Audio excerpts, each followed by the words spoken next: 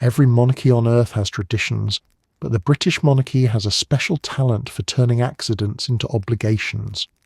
A small choice made once, usually in a drafty hall during bad weather while someone important was sneezing, slowly transforms into a national expectation. A gesture repeated twice becomes a pattern, repeated 3 times becomes custom, repeated 4 times becomes, we've always done it this way. By the 5th time, no one is entirely sure what the original reason was, but the tradition is now so established that undoing it would feel like an act of treason. That's the magic of royal tradition. It grows not out of logic, but out of the historical equivalent of muscle memory. No one remembers why we do this, so now we must. Now, before we uncover the strangest traditions the British monarchy refused to abandon, take a moment to like and subscribe, and tell me in the comments where you're listening from, and what time of day you're joining this journey into royal history. Now let's get started. You can imagine how it happens. A medieval king once insisted on holding court at noon because he liked the lighting in the room.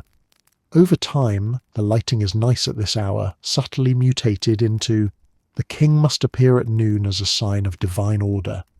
Before you know it, future kings are adjusting their entire schedules, not because of cosmic symbolism, but because one ancestor was slightly picky about glare. This is the essence of royal tradition, an everyday decision inflated by centuries of ceremonial inflation until it carries the emotional weight of destiny. The British monarchy, in particular, is expert at preserving these accidental relics. This is partly because the monarchy is old enough that even the mistakes have anniversaries. Every institution repeats itself, but the British monarchy repeats itself with dignity, a straight face, and a hat worth more than a townhouse. And the more absurd the tradition is, the more devoted people become to preserving it. There's something about longevity that transforms nonsense into national pride. A ceremony that begins as "let's try it this way" eventually becomes "this symbolises the essence of who we are," which is quite a journey for something invented on the spot during a mild logistical crisis. What makes these traditions truly fascinating is how quickly they detach from their original purpose.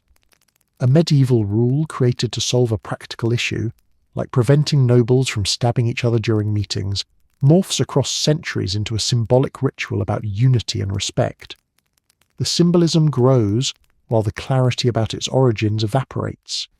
This slow amnesia gives royal customs an ancient mystical quality, even when the origins were spectacularly unmystical.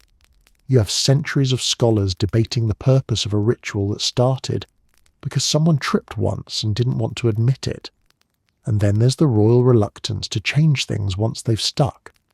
It isn't fear or nostalgia, it's tradition inertia. Tradition inertia happens when stopping something feels more radical than continuing it. Imagine being the monarch who ends a custom because you think it's silly, only to find out that people are furious because the custom, silly or not, was comforting. You don't want headlines announcing "Monarch abandons tradition from 1423, experts concerned." So instead, the tradition stays, gaining an extra layer of importance every decade simply because it refuses to leave. Sometimes the tradition survives because no one knows whose job it is to end it. Bureaucracy is powerful, especially when combined with centuries-old paperwork. A ritual invented by accident can persist simply because changing it requires 5 committees, 2 historians, and someone brave enough to say, "I think we should stop this." That person never appears. It's much easier to keep the ritual alive and pretend it still has deep meaning, even if that meaning is now only decorative. After all, if it wasn't important, well, why would it be so old? What's truly incredible is how well these accidents blend into the larger royal narrative. On the outside, the monarchy looks meticulously planned, using symbolism with perfect precision. But behind the scenes, history is a cluttered attic of half-explained customs, improvised solutions and traditions born from the world's most formal game of telephone. Every generation inherits a list of ceremonial instructions written by people long dead, and everyone follows them because those instructions survived longer than anyone's memory. And if something survives long enough, it begins to feel intentional. This chapter exists because the monarchy's strangest traditions didn't come from someone saying, "Let's design a timeless ritual." They came from a series of decisions that accidentally hit repeat, and the longer they were repeated, the stronger they became. Tradition is just history that refused to leave the room. The first thing anyone notices in royal imagery is the crown, glittering, towering, studded with stones that have names, biographies, and occasionally grudges. But what no painting ever tells you is that these crowns are heavy enough to make chiropractors weep with gratitude. The crown is the monarchy's most recognizable symbol of authority, but it's also a quiet reminder that power comes with weight. Literal weight, in this case, resting directly on a human spine that never signed up for gemstone-based labor. Power looks majestic until your neck files a complaint. To understand how absurdly heavy these regalia pieces are, imagine combining a jewellery box, a medieval helmet, a small anvil, and an entire geopolitical history, then balancing that on your skull while trying to look calm, divine, and photogenic. The St. Edward's crown, used at coronations, comes in at around £5. That doesn't sound like much until you remember it sits on the most unsupported part of your body, while you stand very still under bright lights in front of everyone whose opinion matters. And unlike a gym workout, you can't grimace your way through it. You have to hold a serene, "I was born for this" expression while feeling your vertebrae negotiate their exit. The heaviness wasn't an accident either. Medieval rulers wanted crowns that could be felt as well as seen. A crown needed to convey permanence, authority, and the idea that the monarch's head was now officially occupied by something more important than thoughts. Back then, the more metal you stacked above your ears, the more you signalled the seriousness of your divine assignment. A lightweight crown would imply a lightweight ruler, and no king wanted rumours circulating that his headdress was too comfortable. So crowns grew more elaborate over time, because nothing says, "I control the realm," like wearing something that could double as a blunt instrument. What's most striking is how little the design has changed, even as everything else in the world has evolved. Modern crowns still use designs rooted in an era when metallurgy was a statement and hats were burdens. Royal regalia are crafted according to old rules, old shapes, old symbolism. Updating a crown's design to be ergonomic, for example, would be considered an act of historical vandalism. Royal tradition insists the crown look exactly like the one painted on medieval manuscripts, even if that manuscript was drawn by someone who had never worn a hat heavier than a loaf of bread. The irony, of course, is that the heaviest crown is also the one worn the least. St. Edward's crown only appears during coronations, which is history's way of admitting, even we know this is unreasonable. The rest of the time, monarchs use lighter crowns or tiaras, but even those are not the delicate, barely there accessories people imagine. They're substantial pieces of metalwork, designed to be seen from a distance, because the point of royal jewellery is not comfort but visibility. You don't just wear a crown, you broadcast it.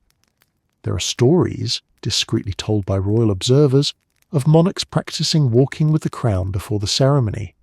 Practice isn't just for choreography, it's to train the body to balance a historical artifact without letting it slide forward like a rogue kettlebell. At least one monarch admitted that turning their head too quickly felt like the crown might continue moving on its own momentum. The crown may symbolise authority, but it behaves like a toddler on a sugar rush. And then there's the orb and sceptre, ceremonial tools that complete the regalia ensemble. On their own, they look like props from a very serious play. Together they turn the monarch into a human display stand. The orb is heavy. The sceptre is heavy. The crown is heavy. The meaning is heavy. Only the monarch's smile is light, mostly because it's required. Holding all of these at once is an endurance challenge disguised as divine symbolism. You're essentially multitasking with sacred objects, while being watched by millions of people, waiting to see if you drop something. Even portraits hide the physical strain. Artists were trained to depict monarchs as calm, timeless figures, unbothered by earthly discomfort. No one ever commissioned a painting that said, "His Majesty tries not to tip over." But the reality was different. Hours of posing in full regalia was the most polite form of torture, softened only by the knowledge that portraits last forever, while discomfort usually fades by dinner. This commitment to weighty grandeur is part of what makes the crown symbolically powerful. A crown that's easy to wear would cheapen the idea of monarchy. It needs to look and feel like responsibility. It needs to remind the monarch that power isn't just a privilege. It's a balancing act involving a large quantity of gemstones tied to national identity. And so, the crown remains heavy, the regalia remains dense, and every new monarch joins a centuries-long tradition of pretending that carrying several pounds of shimmering discomfort is effortless. If you've ever watched a coronation and thought, why does everyone look like they're on their way to a medieval theme festival? The answer is simple, because they are. Coronation clothing in the British monarchy is a direct line to the Middle Ages, not inspired by it, not loosely based on it, but practically borrowed from a closet last updated when chainmail was considered a casual layering piece. Modern monarchy, medieval cosplay budget. That's the dress code. The strangest part is that this isn't nostalgia. It's not a sweet tribute to medieval aesthetics, nor a costume designer's artistic flourish. These outfits survive because they are written into custom, into tradition, and sometimes into law.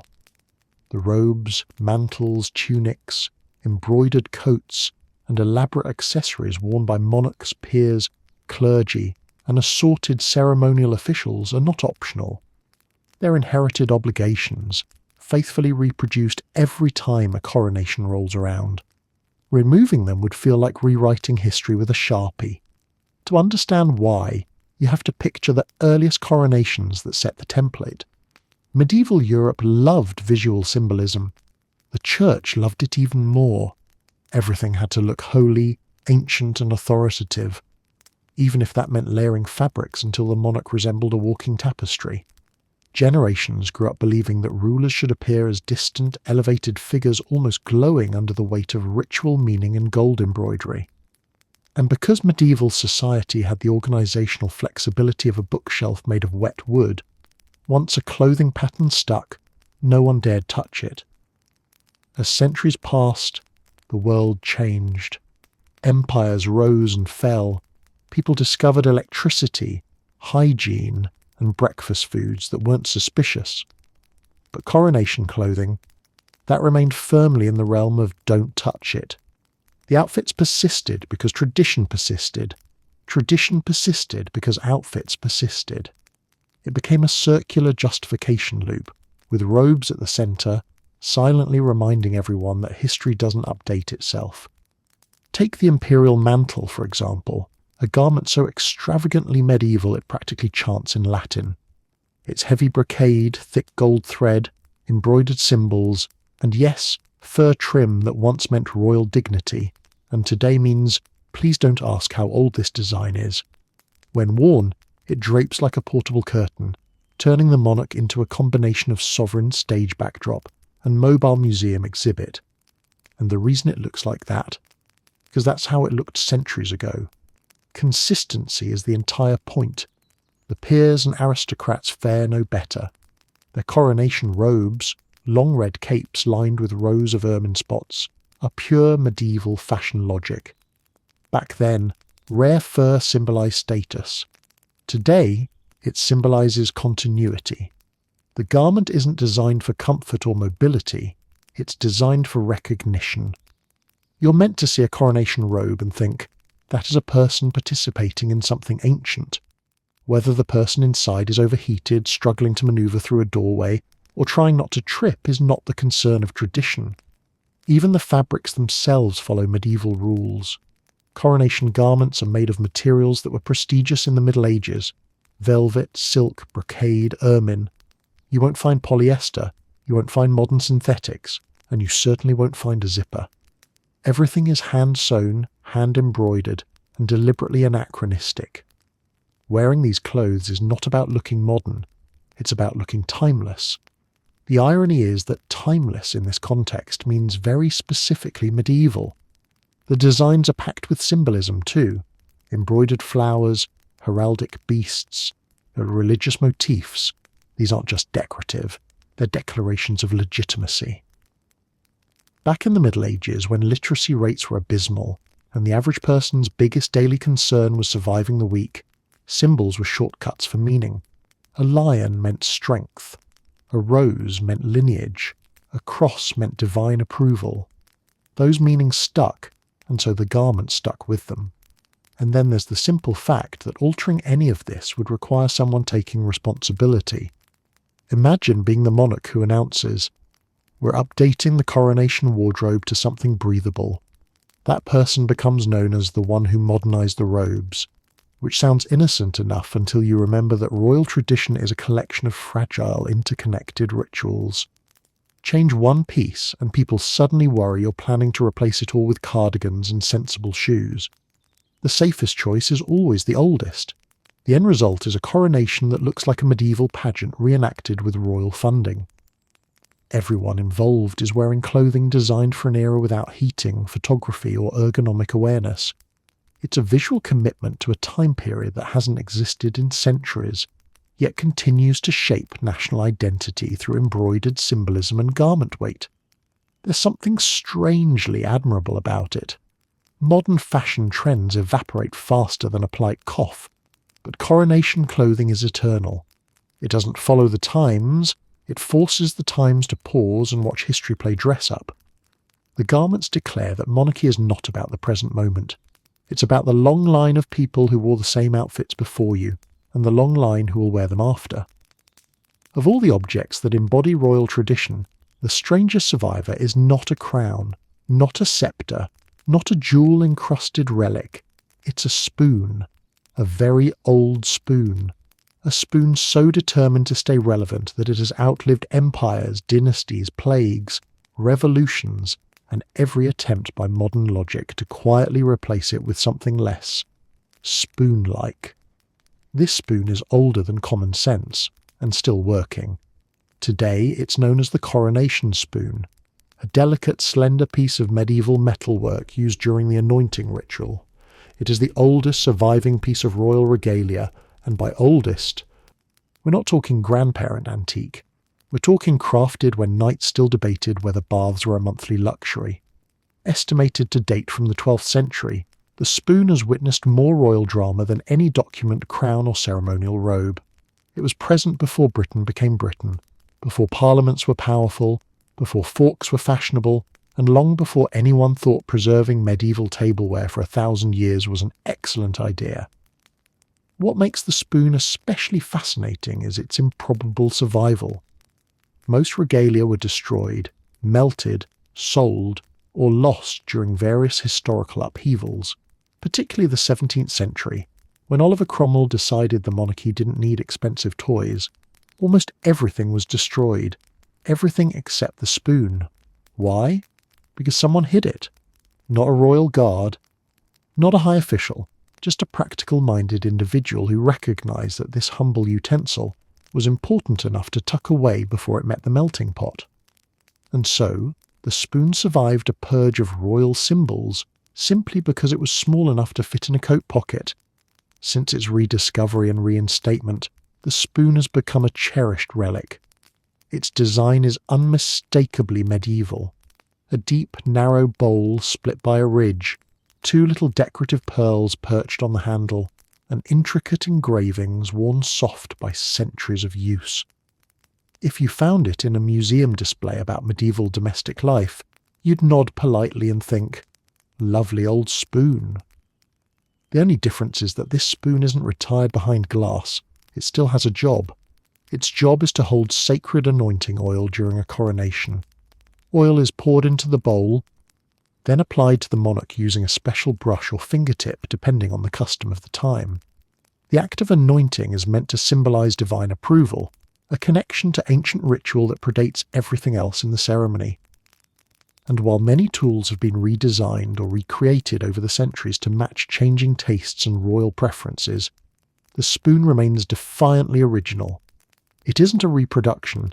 It's the exact same instrument used for nearly every coronation since the Middle Ages.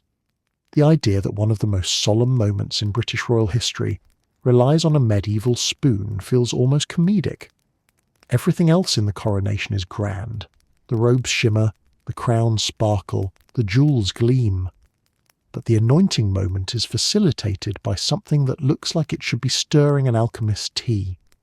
If a stranger walked into the ceremony with no context, they might assume the spoon was a last-minute prop borrowed from a monastery kitchen. Its simplicity is precisely its power. Other pieces of regalia were designed to impress, to intimidate, to remind subjects that their monarch ruled with divine authority and financial resources that could fund several small countries. The spoon does none of that. It is quiet, unglamorous, and unchanging. It persists not because it dazzles, but because it carries an unbroken chain of tradition. For a monarchy obsessed with continuity, nothing is more sacred than something that has never stopped doing its job. There's also a strange practicality to its survival. A spoon is nearly impossible to make controversial. No one argues about its symbolism. No political movement has ever declared, "We must abolish the spoon." It doesn't favour any faction or philosophy. It's simply a tool, an ancient one, that performs its function with absolute neutrality. In a world where every decision can become political, the spoon remains the least contentious object in the entire coronation. This lack of controversy means it has become one of the monarchy's most reliable symbols. No matter how much the world changes, technology, governments, social norms, the spoon appears again, calm as ever, ready for another monarch. It is tradition distilled into its purest form, a small, slightly odd, utterly irreplaceable object that connects the present to a distant past. There's something almost touching about its endurance. In a ceremony filled with grandeur, the most meaningful symbol might be the least assuming. The monarch may carry lavish sceptres, he sit in ancient chairs wear heavy crowns, but they are anointed by a spoon that has watched centuries pass and yet still reports for duty without complaint. Generations rise and fall, political landscapes shift, empires bloom and fade, but the spoon remains constant, waiting patiently for its next appearance on the world stage. And in a way, the spoon is the perfect metaphor for the monarchy itself. Ancient, slightly mysterious, occasionally puzzling, yet deeply committed to continuity. Before the crown is placed, before the robe settles onto the shoulders, before the regalia begins its silent performance, the monarch must endure the oldest ritual of all, being anointed with sacred oil. It is the moment when the ceremony stops being about wealth, pageantry, or national theatre, and becomes something older, quieter, and far stranger. In this part of the coronation, the monarch isn't treated like a ruler stepping into power. They are treated like a sacred object being prepared for display. Congratulations, your king. Please stand still while we oil you. The origins of this ritual stretch deep into antiquity, long before the idea of Britain existed.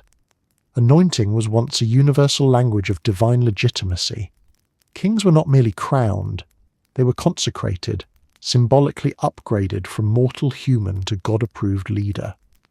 In societies where religion intertwined with governance, oil became the physical proof that heaven had signed the paperwork. Its scent, texture, and shine were meant to signify purity, authority, and protection, even if the person receiving it had spent the morning anxiously rehearsing where to stand. When Christianity shaped medieval kingship, the practice intensified.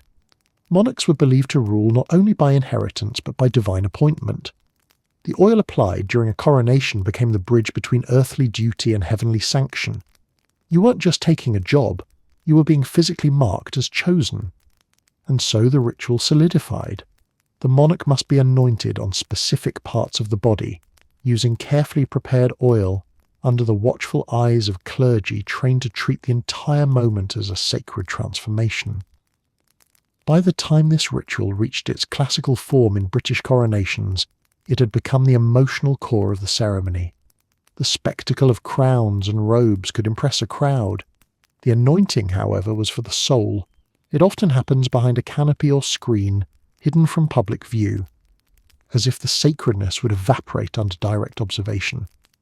The idea is that something private and profound is occurring, something too holy for cameras, spectators, or anyone who might ask practical questions like, "Why is the oil warm?" or "Where exactly does the Archbishop put it?" The preparation of the oil is a ritual in itself. Historically, it contained olive oil infused with fragrances, balsam, orange blossom, ambergris, each chosen for symbolic meaning rather than scent preference. Recipes varied across centuries, but the point remained the same. This was not ordinary oil. This was oil with lineage, prepared with the solemnity of a rare potion. The process made it clear that a coronation was not just a political event. It was a sacred transformation disguised as ceremony, with oil acting as the agent of change. Receiving the anointing required absolute stillness. The monarch stands in a designated spot, surrounded by ritual furniture, layered symbolism, and clerical choreography honed over centuries. For a moment, the future ruler becomes the least active participant in their own ceremony. They stand quietly, slightly tense, waiting for the Archbishop to approach with a calm, deliberate manner that suggests he's about to perform an ancient blessing, or possibly refinish a valuable wooden cabinet. The similarity is hard to ignore. The gestures are careful, precise, and reverent, as though working with something fragile that must not splinter under pressure.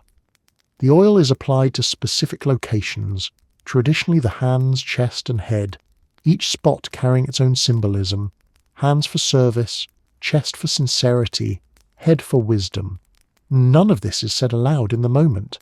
It is implied, woven into the movement of the Archbishop's fingers, into the silence of the canopy, into the weight of centuries leaning on the ritual. The monarch is not just receiving oil, they are inheriting meaning embedded in every drop.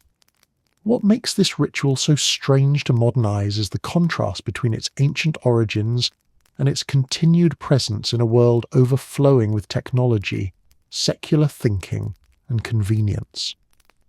The idea that a leader must pause halfway through a ceremony to be anointed with holy oil feels like a message from another age, and yet it persists because it represents something monarchy relies on: continuity.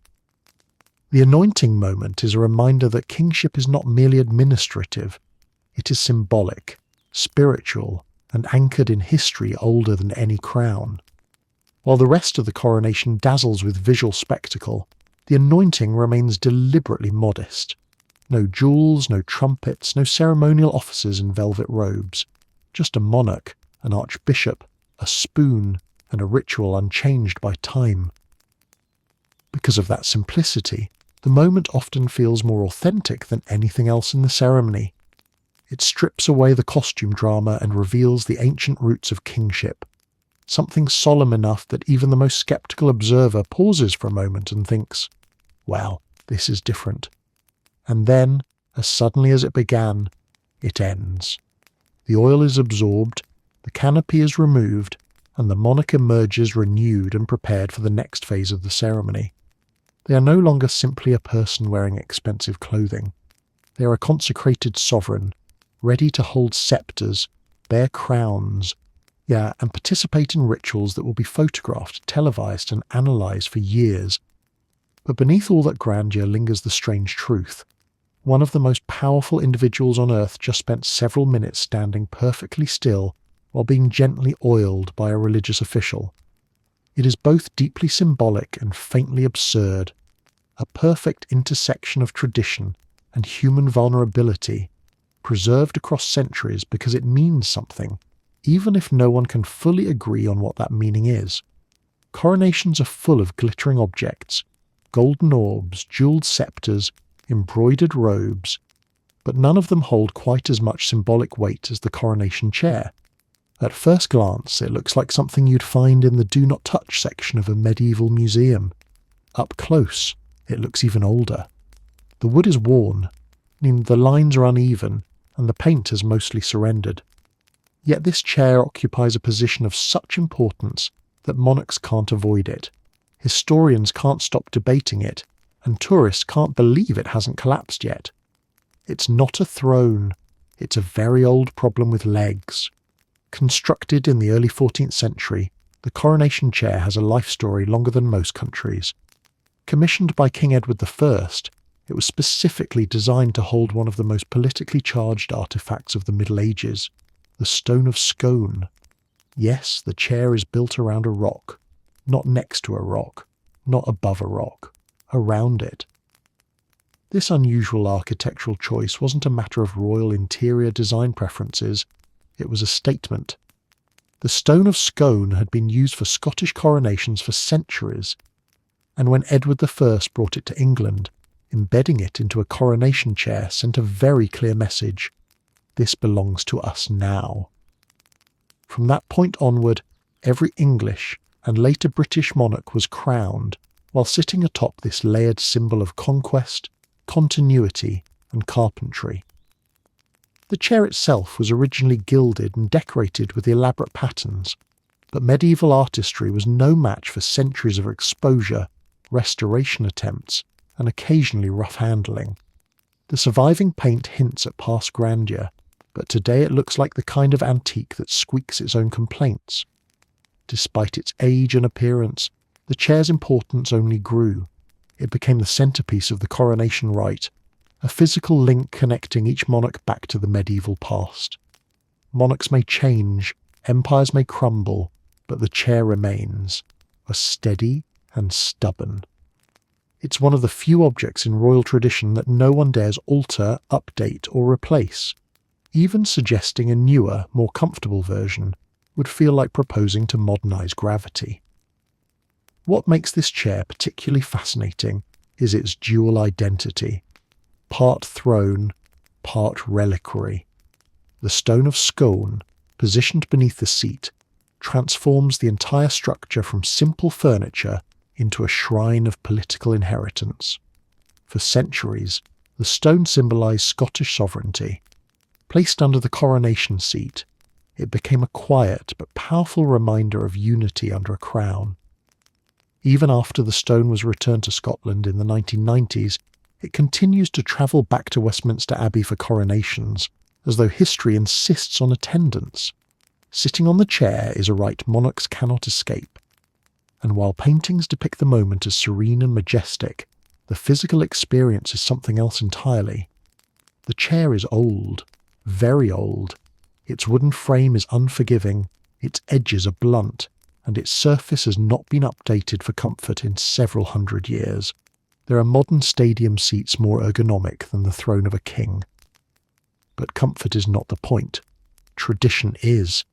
A monarch sits on that chair not because it is pleasant, but because it is the seat of legitimacy. For a brief moment during the ceremony, they must hope that the spiritual weight of history is enough to distract from the physical reality of sitting on medieval lumber. Over the centuries, the chair has accumulated its own scars and stories. Pilgrims once scratched their initials into the wood. Victorian schoolboys left marks during abbey tours. At one point, someone decided it was appropriate to carve a bit of graffiti into the back, proof that even the most sacred objects are not immune to the universal impulse of "I was here." During World War II, the chair was quietly evacuated for safety, and through all this, it continued its stubborn existence, waiting for the next coronation. Its survival is nothing short of miraculous. Furniture simply isn't meant to last 700 years. The coronation chair has endured wars, political upheavals, climate changes, damp English winters, and countless ceremonies. The fact that monarchs still trust it to hold their weight during one of the most important moments of their lives is either an act of incredible faith or resignation to the truth that replacing it would cause an international identity crisis. But the chair is more than an antique. It represents the heart of monarchy, an institution that defines itself through visible continuity. Every dent, every faded patch of paint, every fibre of wood declares that this is not a modern creation, but a surviving witness to centuries. The chair has seen medieval kings, Tudor queens, Stuart claims, Georgian stability, Victorian expansion, and modern constitutional monarchy. Sitting on it is like sitting on the accumulated time of an entire nation.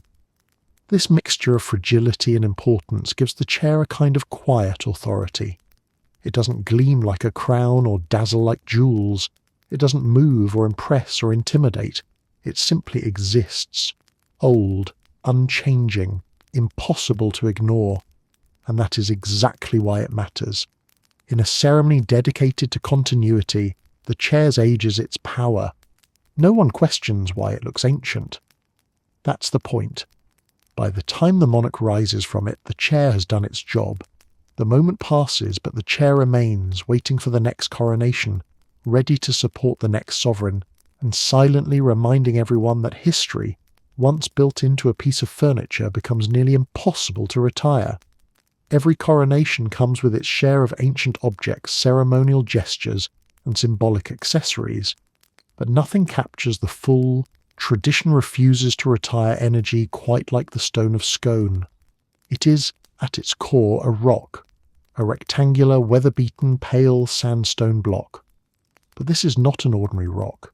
This is a rock that has opinions, a rock that demands respect, a rock so entangled with history that even the most modern coronation must pause and make room for it, as though it might file a complaint if left out of the programme. For centuries, the stone of Scone, also known as the Stone of Destiny, served as the coronation seat for Scottish kings. It was not decorated, polished, or embellished. It was simply used. The monarch sat on it. Power flowed symbolically through it, and its presence announced that sovereignty was not just proclaimed. It was grounded in something older and immovable.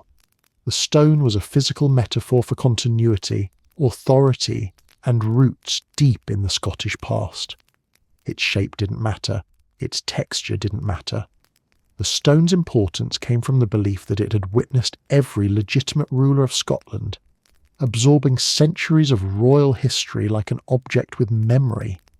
That symbolic power is what made it irresistible to King Edward I of England in 1296, and he conquered Scotland, seized the stone, and brought it to Westminster Abbey. This was not an act of storage, it was a declaration. By embedding the stone into the coronation chair, Edward turned it into a permanent visual reminder that Scottish royalty, and by extension Scottish identity, had been folded into the English crown. The stone was now a foundation of British legitimacy, placed beneath every monarch for over 700 years. It's difficult to overstate how unusual this arrangement is. Most nations do not build their coronation furniture around stolen geological artefacts. Most monarchies do not declare that a rock must be present for political continuity to function properly. But the British monarchy thrives on unusual continuity, and the stone's role became so intertwined with coronation tradition that removing it felt impossible. If the stone wasn't under the seat, was the monarch truly crowned? It became a superstition wrapped in tradition, wrapped in politics, a geological nesting doll of meaning. The stone's appearance doesn't help soften its eccentricity. It's not majestic. It's not elegant. It's not even particularly comfortable to sit on. It is a large, blunt, rectangular block with iron rings attached to its sides, presumably for people to haul it with the frustration normally reserved for furniture that will not fit through a doorframe. And yet, during a coronation, it becomes one of the most sacred objects in the entire ceremony. Clergy bless it. Historians revere it. Guards protect it. Tourists photograph it as if it might suddenly reveal a royal secret. But beneath the reverence is a quiet truth everyone knows but rarely says. The stone is strange, or deeply strange. Its presence in the ceremony is a perfect example of tradition outlasting explanation. People accept it because it has always been there. The stone's importance is inherited, not logical. It matters because it mattered before, and now before stretches back far enough to make questioning it feel impolite. Over the centuries, this rock has had an unexpectedly dramatic life. It was chipped, scuffed, and possibly split at various points. It survived war, political upheaval, and the passage of monarchs whose reigns it silently judged from beneath their thrones. Then, in 1950, 4 Scottish students famously stole it from Westminster Abbey during Christmas Eve, attempting to return it to Scotland. In the process, it broke into 2 pieces. That's how emotionally charged this object is. When a group of young people decided to reclaim national identity, they didn't target flags or monuments, they targeted a rock. The stone was eventually recovered, repaired, and returned to Westminster. Decades later, in a gesture of cultural respect, it was formally sent back to Scotland, where it now resides in Edinburgh Castle. But the story didn't end there. According to long-standing agreement, the stone must still travel back to London for each future coronation. It is a rock with a travel schedule, a rock with diplomatic privileges, a rock that can request chaperones. During a coronation, the stone quietly returns to its old position under the coronation chair. No speeches are made about it. No explanations are offered. It simply must be there, because without it, something intangible feels incomplete. The monarch sits above it, the ceremony proceeds, and the stone does what it has always done, exist with impressive seriousness. Its endurance highlights a peculiar truth about monarchy. Objects do not need to be beautiful or practical to be important. They only need to carry stories that people believe matter. The stone of Scone is not powerful because of its shape or composition. It's powerful because centuries of rulers, priests and nations agreed it symbolized legitimacy. It is a reminder that tradition often attaches itself to the least likely artifacts and then refuses to let go. In the end, the stone's continued role is one of the most British things imaginable, a ceremony built around an object everyone knows is odd, but no one questions, because its oddness is precisely what makes it indispensable. It's just a rock, but a rock that has shaped kingship for centuries. Few traditions linger in the British monarchy with such theatrical flair as the ceremony of knighthood. It is one of the last surviving rituals from a world where personal combat shaped social status, where loyalty was sworn on horseback rather than through paperwork, and where carrying a sword meant more than owning an oddly shaped accessory. Today, the ritual is quiet, dignified, heavily photographed, and very polite, but its foundation is unmistakably medieval, a stylized echo of a time when loyalty was proven with steel, not speeches. Light tap, heavy expectations. The ceremony feels solemn because it comes from a long line of practices rooted in actual battle training. In the Middle Ages, becoming a knight required years of physical preparation, weapon mastery, and demonstration of bravery. A sword wasn't symbolic. It was insurance. It was how you earned your status and, if necessary, defended it. But as centuries rolled forward and the battlefield shifted from jousting fields to political chambers, the violence faded while the symbolism stayed. Today's knighthood is all meaning and no warfare, a kind of historical mime performance where the sword exists not to strike but to sanctify. The ritual itself is deceptively simple. The monarch or designated royal official taps the kneeling candidate lightly on each shoulder with a sword, a gesture that seems delicate, almost gentle. But beneath that gentle movement lies a mountain of historical weight. The sword, once a weapon of survival, becomes a conduit of honour. The knight-to-be bows their head, not to dodge the blade, but to accept a lineage that stretches back through generations of chivalry.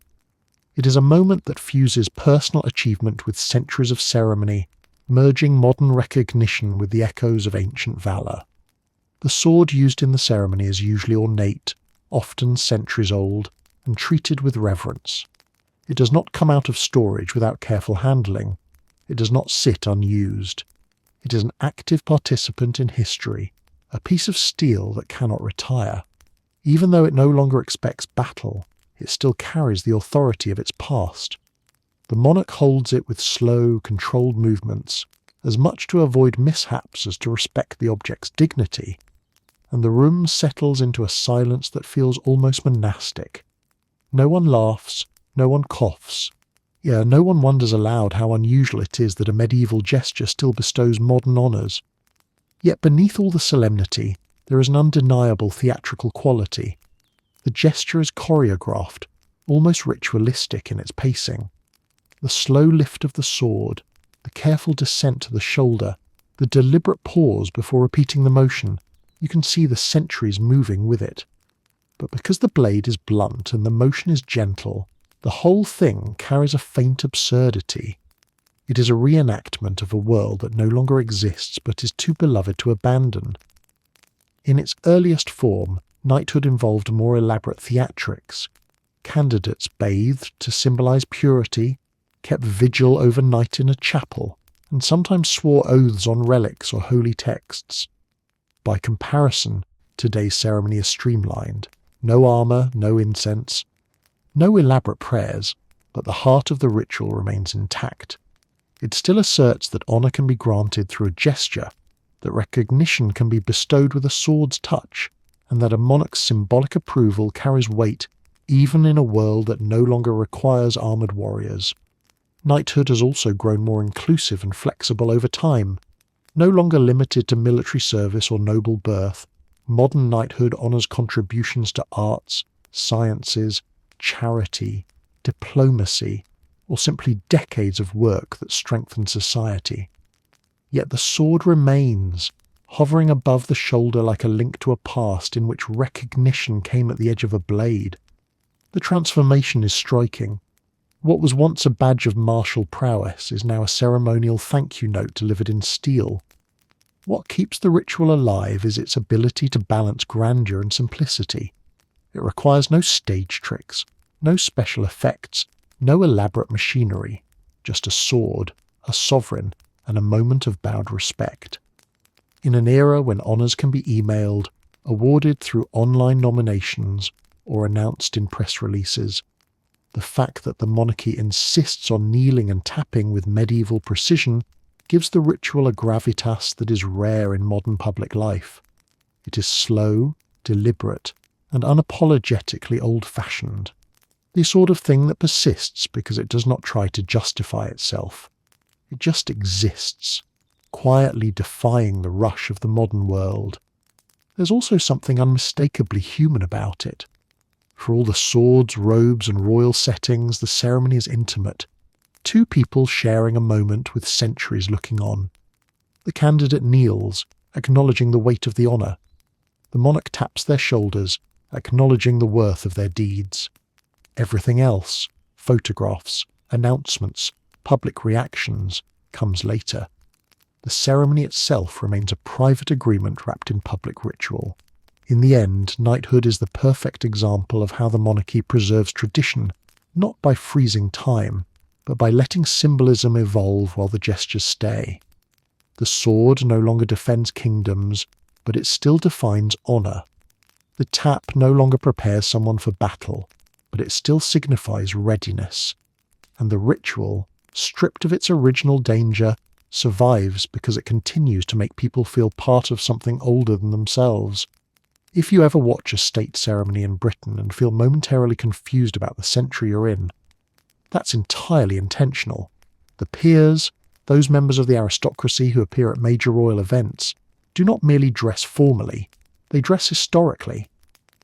While the rest of the world has moved on to tailored suits and discreet accessories, the British aristocracy still turns up wearing robes, coronets, plumes, sashes and fabrics so heavy they could double as insulation. It is a surreal blend of eras, feathers, velvet, and a Bluetooth earpiece. These outfits, collectively known as parliamentary and coronation robes, descend from clothing styles that have remained largely unchanged since the Middle Ages. The reason they still exist isn't nostalgia or fashion stubbornness. It's tradition layered upon tradition, held in place by social hierarchy, spectacle, and the belief that ancient apparel makes ceremonies feel timeless rather than outdated. The peers aren't dressing up for fun. They're dressing up because the monarchy insists that certain events look like historical paintings, where everyone survived the centuries without updating their closets. The centerpiece of this sartorial time warp is the coronation robe, made of rich crimson velvet and trimmed with white ermine fur dotted in careful rows of black spots. These rows are not decorative choices, they're symbolic indicators of rank. Higher-ranking peers have more rows of ermine, lower-ranking peers have fewer. It's a visual hierarchy woven directly into the clothing, a medieval idea preserved in velvet. Imagine a modern corporate meeting where everyone's jacket visibly advertised their salary bracket. That's essentially what's happening here, but with more fur and fewer spreadsheets. The shape of the robes is equally archaic, sweeping trains, wide collars, and draping fabric designed for slow, dignified movement rather than practicality. The outfit practically demands that you glide. Walking briskly in one of these garments isn't just difficult, it borders on sacrilege.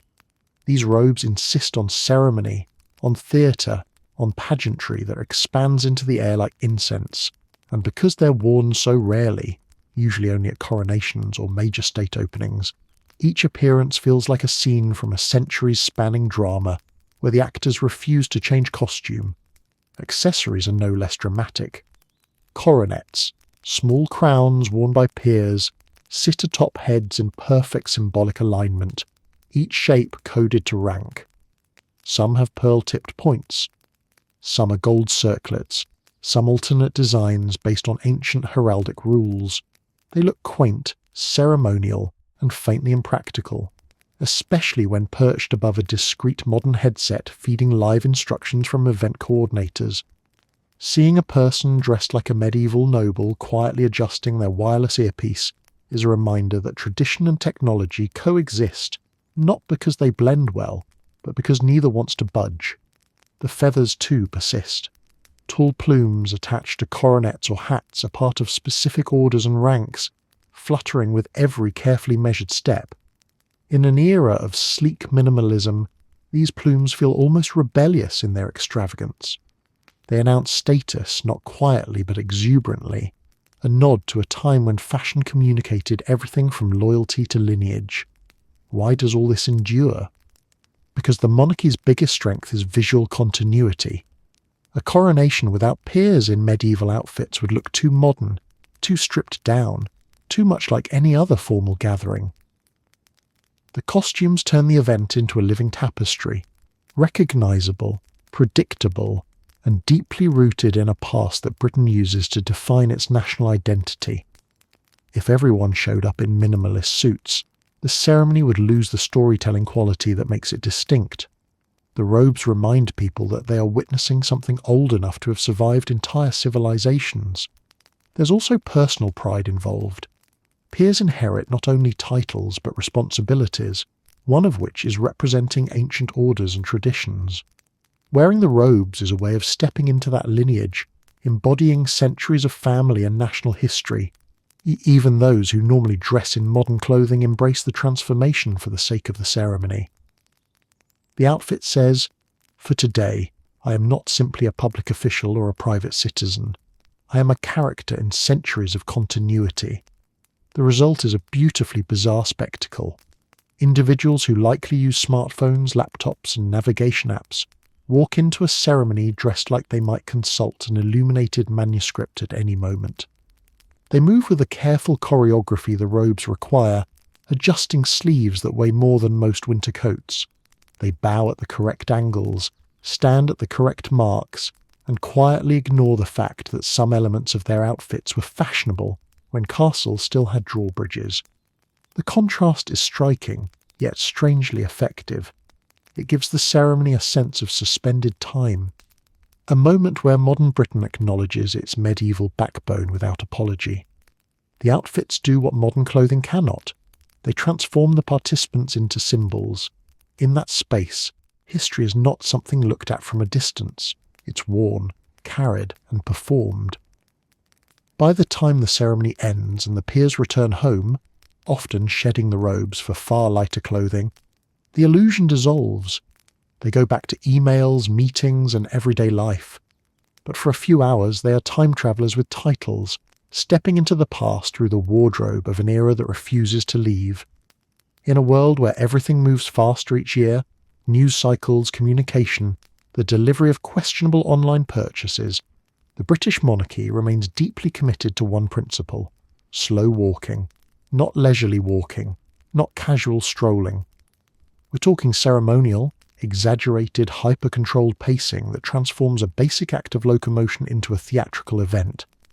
Royal processions operate on the belief that if you walk fast, history trips. Every major royal ceremony contains at least one procession, usually more. Each one is choreographed with military-level precision. Participants don't just walk, they glide, pause, align, and continue, all while maintaining a speed that feels specifically calibrated to force modern viewers to adjust to medieval time. The slowness isn't accidental, it's symbolic. A procession must look deliberate, thoughtful, and weighty, as if the very air around the participants has become denser with meaning. This tradition comes from a long historical lineage. In medieval Europe, the pace of a procession communicated power. A ruler who rushed appeared anxious or unprepared.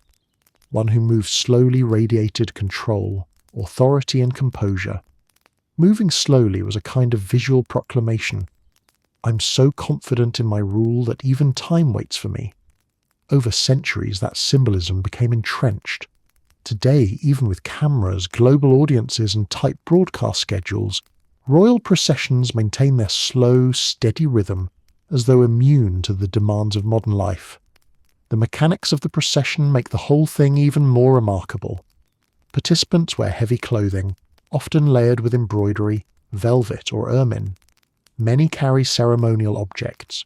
Some wear crowns or coronets, which require excellent balance and virtually no sudden movement.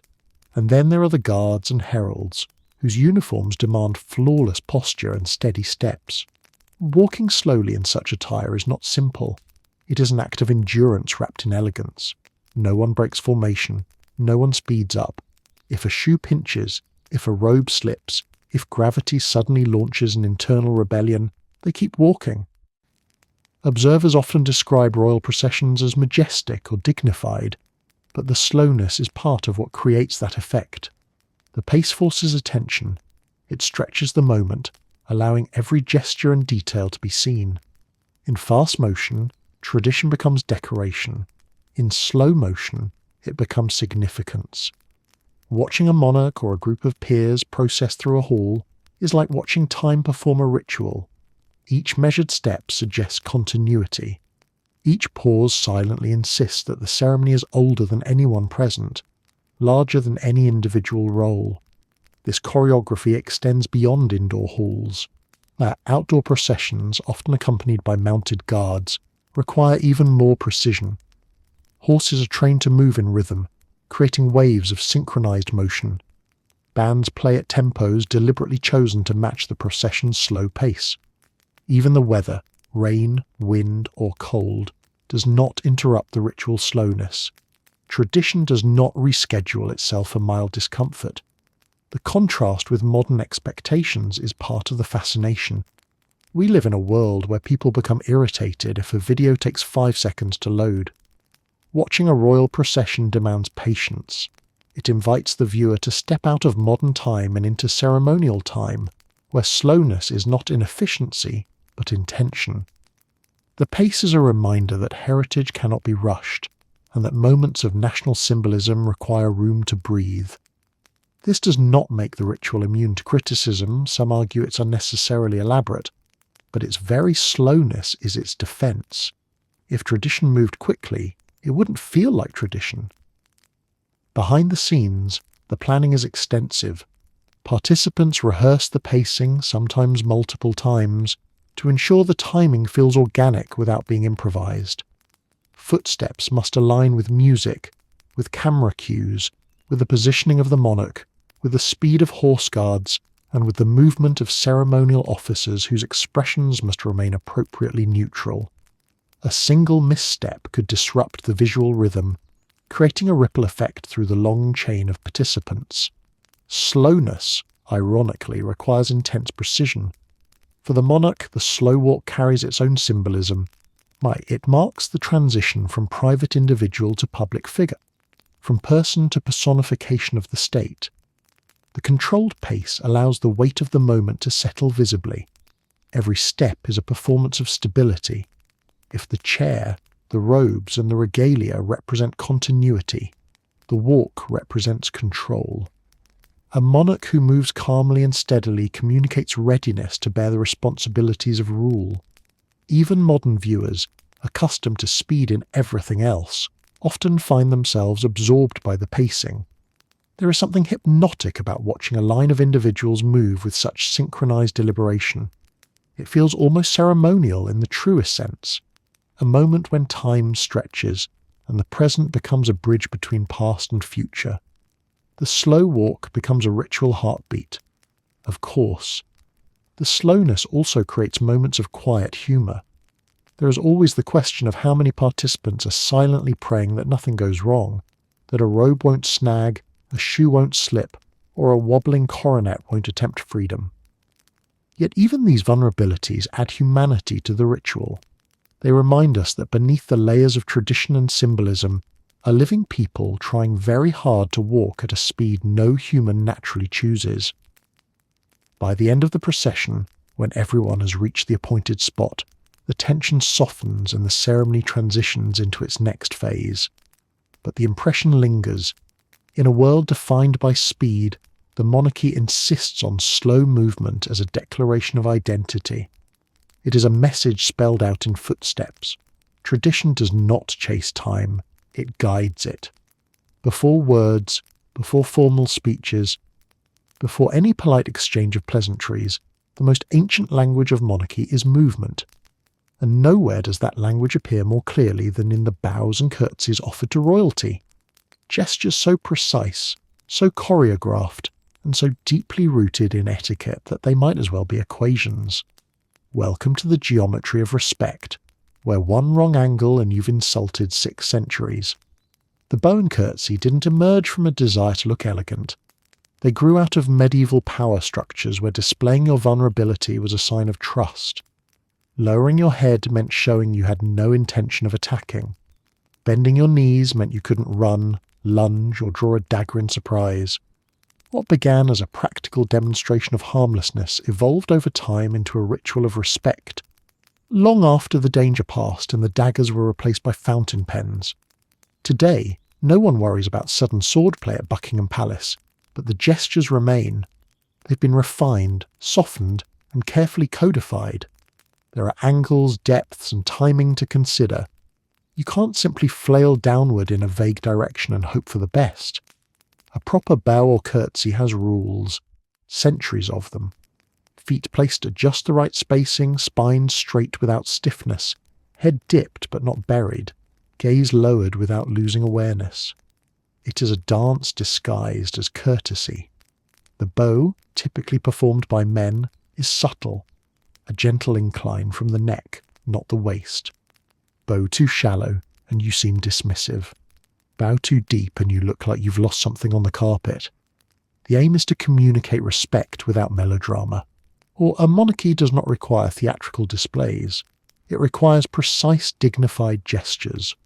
A small, measured dip is enough to say, "I see the institution you represent," without the added flourish of, "and I may never stand upright again." The curtsy, performed traditionally by women, carries even more choreography.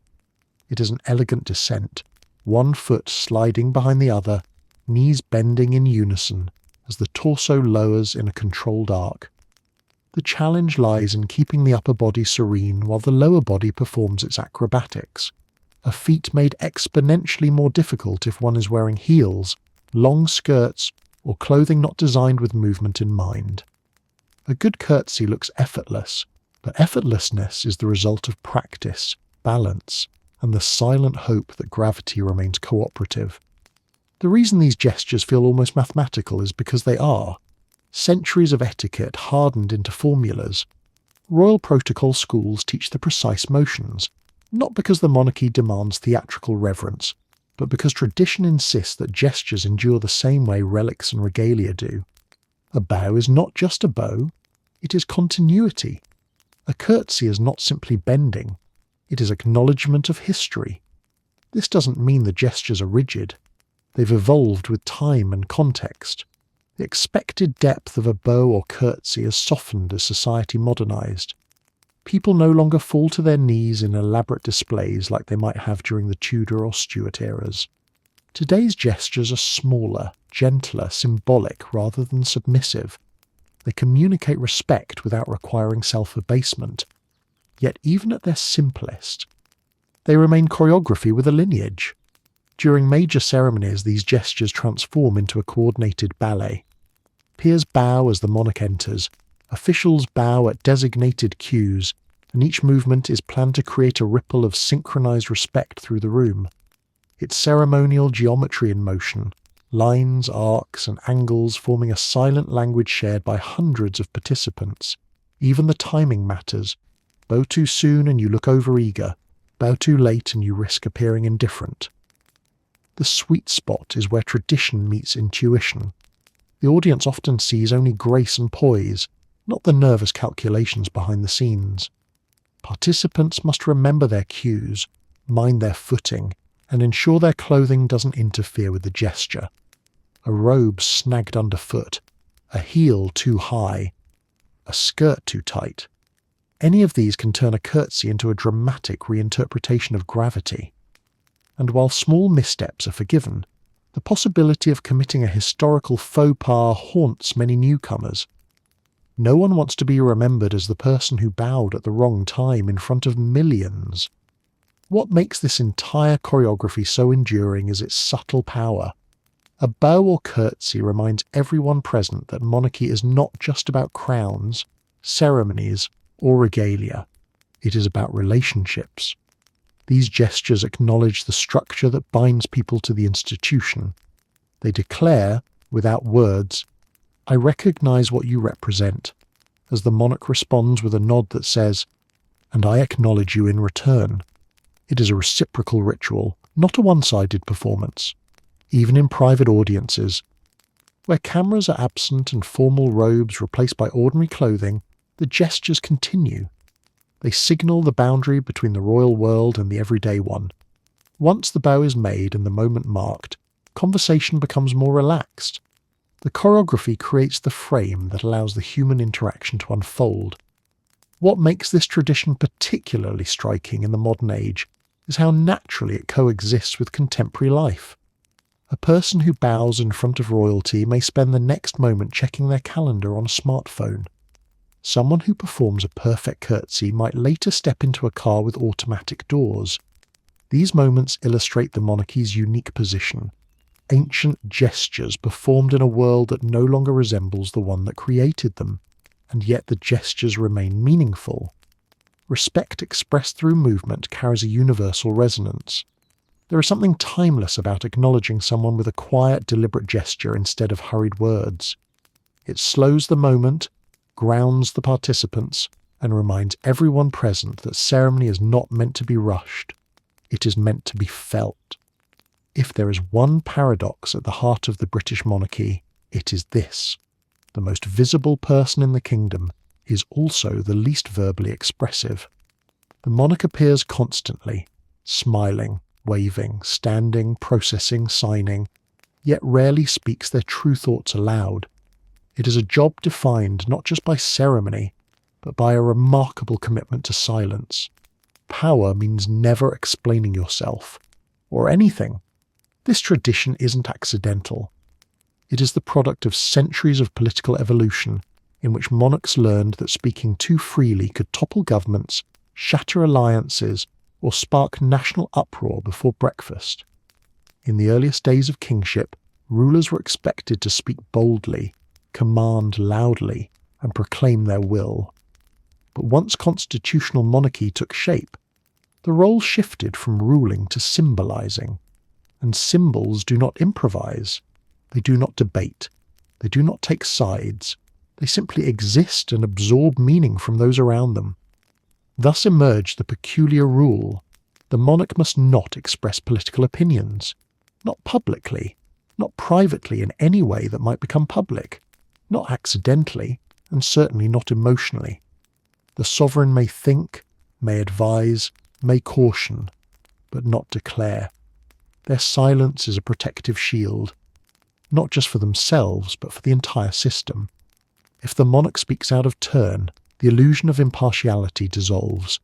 A single opinion uttered too clearly can unbalance the delicate machinery of constitutional governance. This isn't easy. Imagine having a job where you read stacks of political documents, have weekly meetings with prime ministers, receive intelligence briefings, and witness global events. yet cannot state, "I like this," or "this seems unwise," or even, "Could someone please stop doing that?" The monarch must master the art of silence, the thoughtful pause, the diplomatic nod, the expression that means everything and nothing simultaneously. Royal silence is not passive, it is deliberate performance. When the monarch attends events, their presence is the message, their attendance acknowledges significance, their absence signals disapproval. The tension between what they feel and what they express is carefully managed through facial neutrality, the calm, serene look that says, "I am above all this," even if internally they're thinking, "Please don't ask me a question I can't answer." Modern audiences often mistake this silence for distance, but in reality, it is duty. A monarch who speaks risks becoming a politician, and monarchy cannot survive political competition. The moment a king or queen becomes a commentator, they cease to be a unifying figure and become a divisive one. Silence is the price of being everyone's monarch, not just the monarch of those who agree with you. This restraint extends to every aspect of royal life. The monarch never reveals personal preferences too directly. Even casual remarks can ignite controversy. A simple comment about the weather can be interpreted as commentary on climate policy. Admiring a city's transportation system might prompt speculation about infrastructure spending. Saying, "I enjoy reading this author," could lead newspapers to debate the political leaning of the book, and so silence fills the space where opinions would normally live.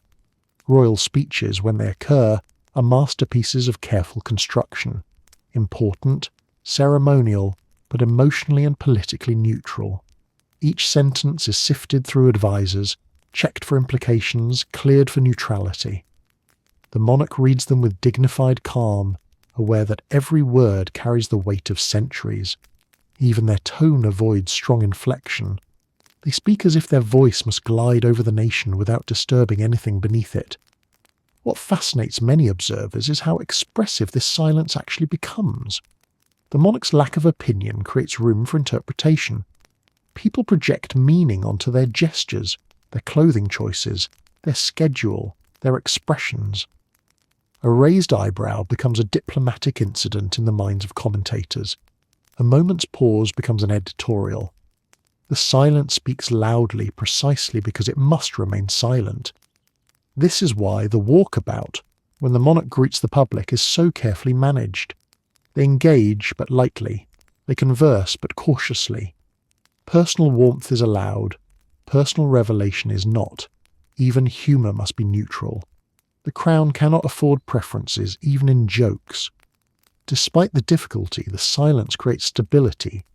In a political landscape of constant noise, debates, speeches, interviews, scandals, the monarch's quiet presence becomes a counterbalance. Their silence gives the monarchy longevity.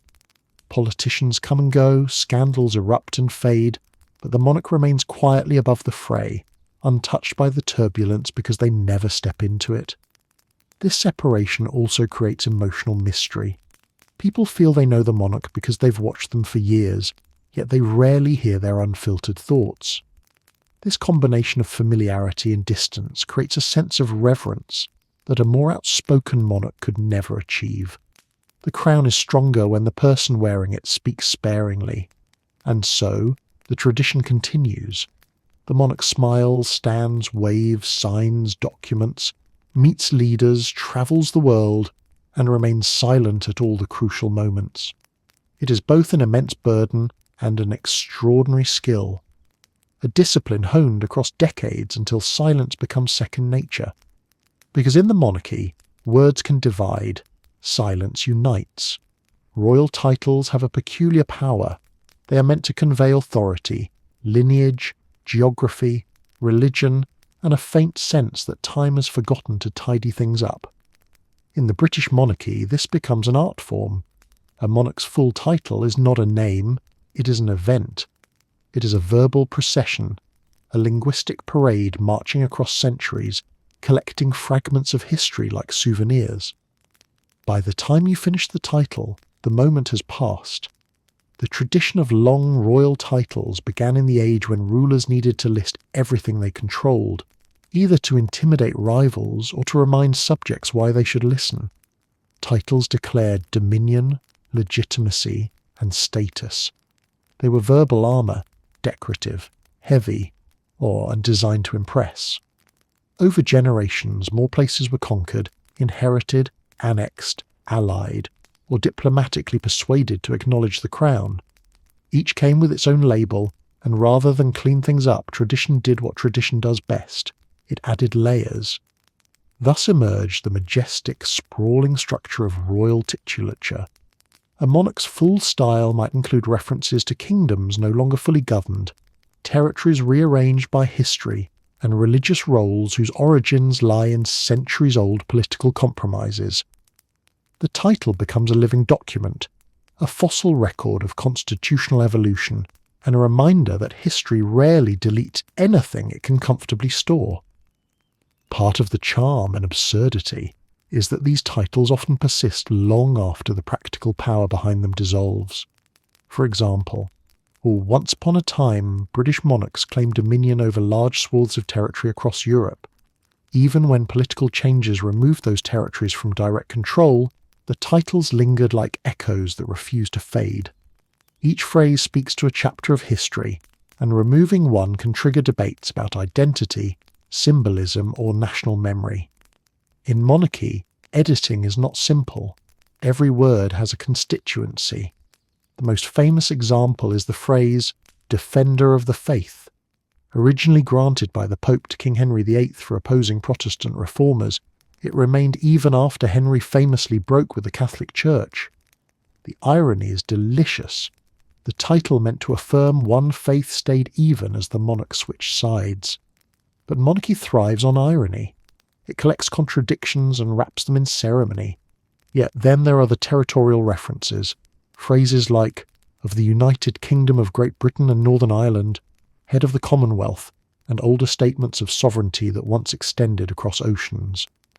These components aren't merely decorative, they anchor the crown to specific legal frameworks. But some elements, like older honorifics or references to dissolved domains, have become symbolic fossils. They serve no administrative purpose, yet removing them feels like tampering with an heirloom. Two forces keep these titles long: tradition and caution. Tradition insists that if the title was good enough for ancestors, it is good enough now. Caution warns that removing parts might signal unintended political messages. In the monarchy, even punctuation can cause debate. What makes these titles particularly entertaining to modern ears is how they contrast with contemporary naming conventions. Today, people prize brevity. We use usernames, initials, acronyms. The monarchy goes in the opposite direction, stringing together half a geography textbook into one formal declaration of presence. When a herald announces the monarch's full style, the announcement sounds like a legal incantation designed to summon history itself. For those unfamiliar with the format, a royal title reads like a series of nested clauses, each expanding upon the one before it. It begins with the monarch's name and number, simple enough. But then come the descriptors, and they keep coming. And coming. The structure builds until you feel you've entered a linguistic labyrinth. Outsiders may wonder how anyone remembers it. The answer is simple: you don't. You read it from a script, at a controlled pace, with the same reverence one might use when reciting an ancient spell. Long titles also have an unexpected emotional effect. They make the monarchy feel vast. A long title suggests reach, history, and continuity. It is almost architectural, a towering verbal structure, carved over centuries, standing as proof that the monarchy is not merely a position, but an institution woven into time itself. Yet there's a humorous fragility beneath the grandeur. If a monarch sneezed midway through their own full introduction, the title would still be going. The listener might applaud before realizing the announcement isn't done. A modern audience might reasonably ask, do all these words actually mean something anymore? And the monarchy answers, in its characteristically quiet way, meaning is not always the point. Continuity is. The length of royal titles also creates logistical challenges. Formal documents must include them. Legal proclamations must use the correct structure. Some titles require occasional updating, such as when realms change constitutional status, forcing scribes, lawmakers, and printers to adjust their spacing. Entire lines of text can shift because history decided to move in a new direction. Even printers have a stake in royal tradition, and yet despite the quirks, the titles remain. They endure because they embody the weight of the crown not through force, but through words. They are reminders that monarchy is not built on immediate relevance, but on accumulated significance. Each phrase is a small story, each story a piece of a broader identity. Ultimately, the absurdity is part of the charm. In a world where brevity has become a virtue, the monarchy embraces verbosity as heritage. The titles stretch across time, defying modern efficiency with every ornate syllable. They are not meant to be practical, they are meant to be historical, and history rarely shortens itself for convenience. Every monarchy has traditions. The British monarchy, however, has something rarer and far more entertaining. Ceremonies that continue not because they are meaningful, necessary, or even fully understood, but because stopping them would require an explanation, and no one wants that conversation. These rituals survive through the most powerful force in royal history: inertia. We could stop, but then someone would have to explain. This phenomenon isn't new. It began centuries ago, when kings and queens collected symbolic gestures the way travellers collect souvenirs, one from a diplomatic encounter, another from a religious influence, a third invented because someone panicked during an important event and improvised. The improvised ones, ironically, are the hardest to remove. They become custom, then tradition, then obligation, simply because no generation was willing to admit the ritual's origin story was essentially someone thought it looked impressive at the time. Many modern ceremonies fall into this category. They are dignified, ornate, and structured down to the millimetre.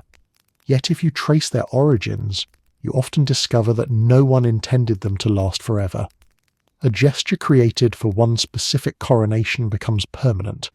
A symbolic placement of an object becomes required. A procession route chosen because of construction work becomes sacred geography. Time cements accidents into expectations. One example is the ritual handing over of certain ceremonial items that are symbolic, but no longer connected to real authority. In medieval eras, these objects represented power directly: the rod governing justice, the sword representing protection, the orb symbolizing divine authority. Today, those meanings still exist, but only as echoes. The real power rests in constitutional law, not handheld objects.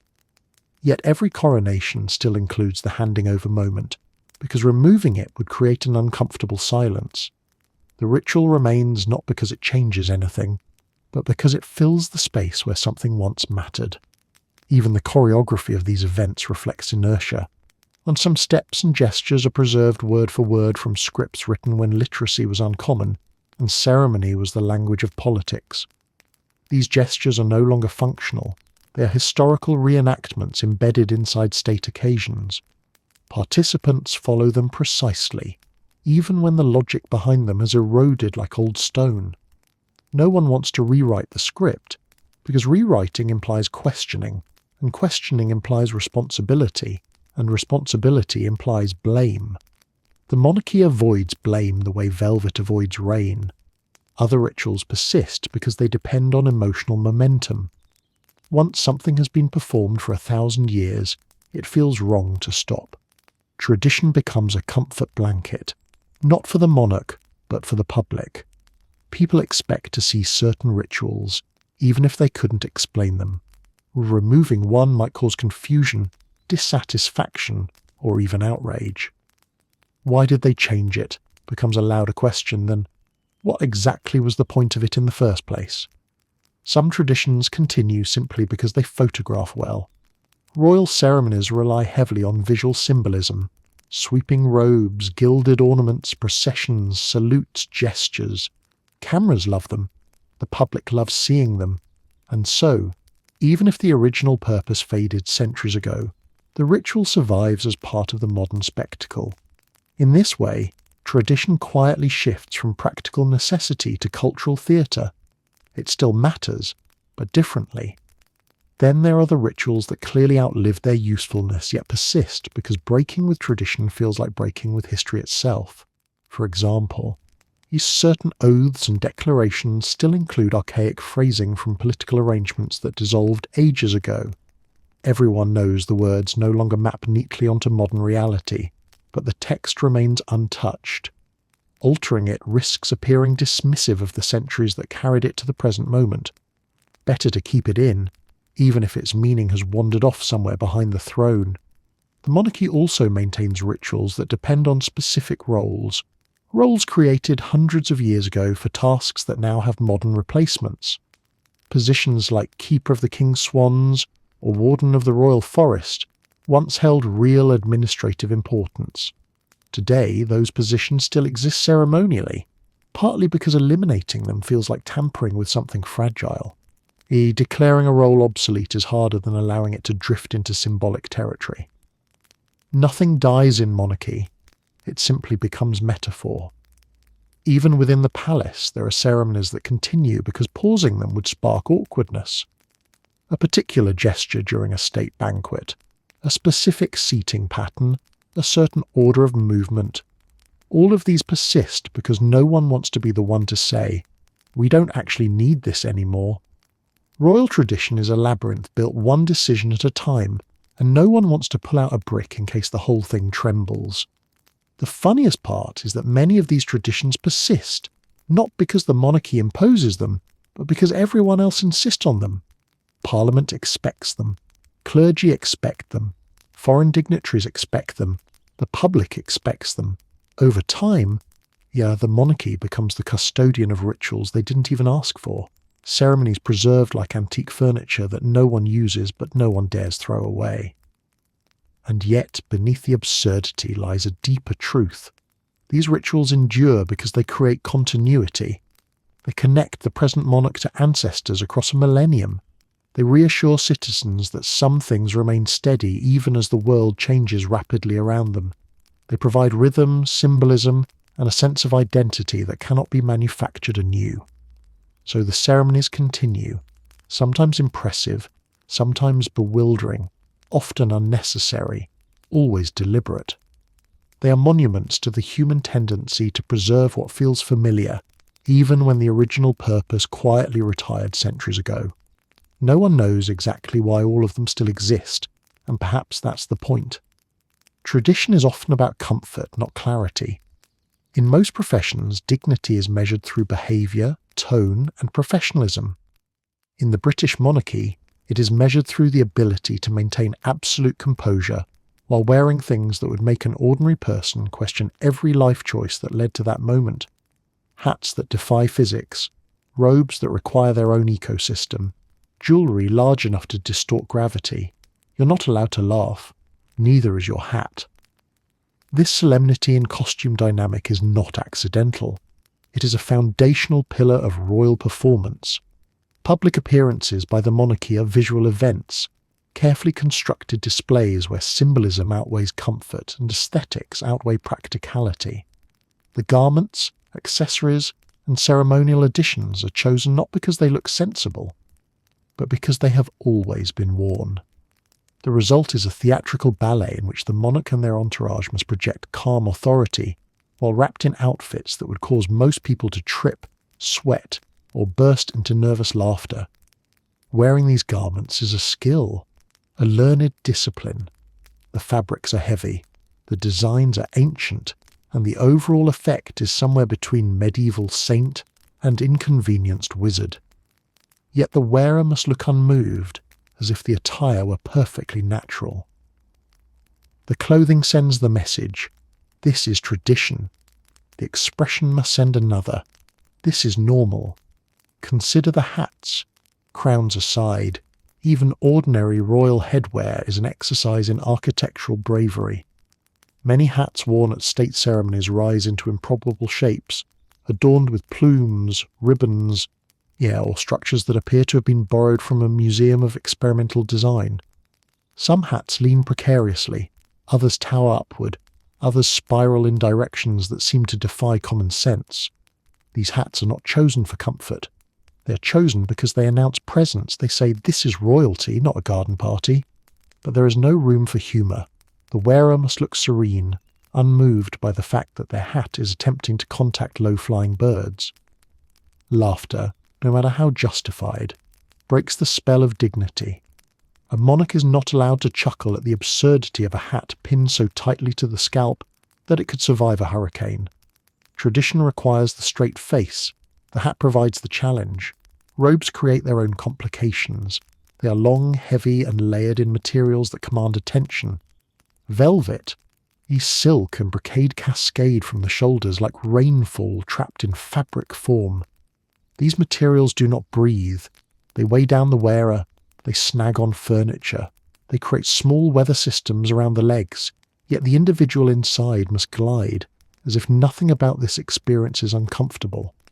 A coronation robe, for example, is several kilograms of embroidered symbolism that moves with all the enthusiasm of a reluctant carpet. The monarch must step forward carefully, maintaining posture, ensuring the robe doesn't twist, drag, or rebel. Cameras capture every angle, so even the smallest moment of adjustment must be executed with elegance. Hitching the robe up is not allowed. Asking for help is discouraged. Looking like one is being consumed by velvet, absolutely forbidden. Jewellery adds a third layer of difficulty. Brooches too large for physics, necklaces encrusted with stones the size of mythological eggs, orbs and sceptres that require muscle endurance. Even earrings have their challenges. They swing, gleam, and occasionally threaten to bump into collars, hair, or the nearest unsuspecting shoulder.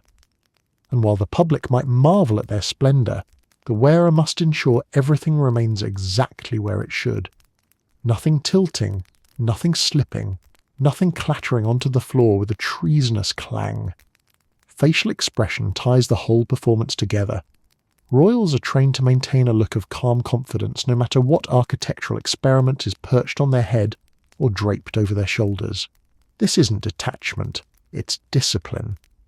A monarch must project dignity that transcends the physical realities of their attire.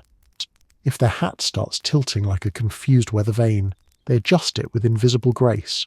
If their robe catches underfoot, they continue walking with the serene determination of someone pretending that gravity is a rumour. This composure becomes especially impressive during events involving wind. British weather, famously unpredictable, has a deep fondness for testing royal dignity. A gust of wind can challenge hats, flip the ends of robes, or animate capes with the enthusiasm of a stage curtain. The monarch must not react. They cannot laugh, flinch, or chase a rogue sleeve. Their face must remain the still point in a storm orchestrated by tradition and weather conspiring to test their resolve. What makes this performance so compelling is its humanity. Everyone watching knows the outfits are impractical. Everyone knows they must be warm, heavy, occasionally itchy, and often inconvenient. And yet the monarch perseveres with quiet elegance. The dignity comes not from the clothing, but from the ability to wear it while maintaining control. It transforms the wearer into a living symbol, someone who embodies stability while wrapped in centuries of aesthetic chaos. This tradition also reveals a truth about monarchy. The absurdity is part of the point. The outfits are meant to look unlike anything worn in ordinary life. They create distance, not to alienate, but to elevate. They remind the public that royal events are not everyday occurrences. They are ceremonies shaped by history, pageantry, and the expectation that the wearer will stand very still under the weight of embroidered moral support. By the end of any major royal event, when the hats come off and the robes are folded away, the relief is palpable. Yet the performance remains a success precisely because the audience never saw that relief. They saw dignity, majesty, and calm authority projected through layers of fabric older than memory. Every royal ceremony contains a moment when time seems to fold in on itself. and modern audiences suddenly find themselves listening to language that feels imported directly from a monastery library. While the world outside speaks in emails, texts, and the clipped efficiency of public announcements, inside a coronation or state ritual, the script shifts to something else entirely, something older, heavier, and untranslated. Ritual phrases that no one has updated in centuries drift through the hall with the solemnity of ancient oak. Translated loosely as, "We've always said this." This linguistic persistence is one of the monarchy's most defining quirks. While governments revise constitutions, rewrite legislation, and modernise vocabulary for clarity, royal ceremony treats language as sacred fossilisation. Words are not adjusted for current comprehension, they are preserved. They are repeated with the seriousness of incantations, as though altering a syllable might risk erasing the continuity they represent. Most of these phrases come from a time when English looked and sounded very different, when its grammar was a shifting experiment, and its spelling was whatever the scribe felt like that day. Over the centuries, pronunciation modernised, but the ceremonial text did not.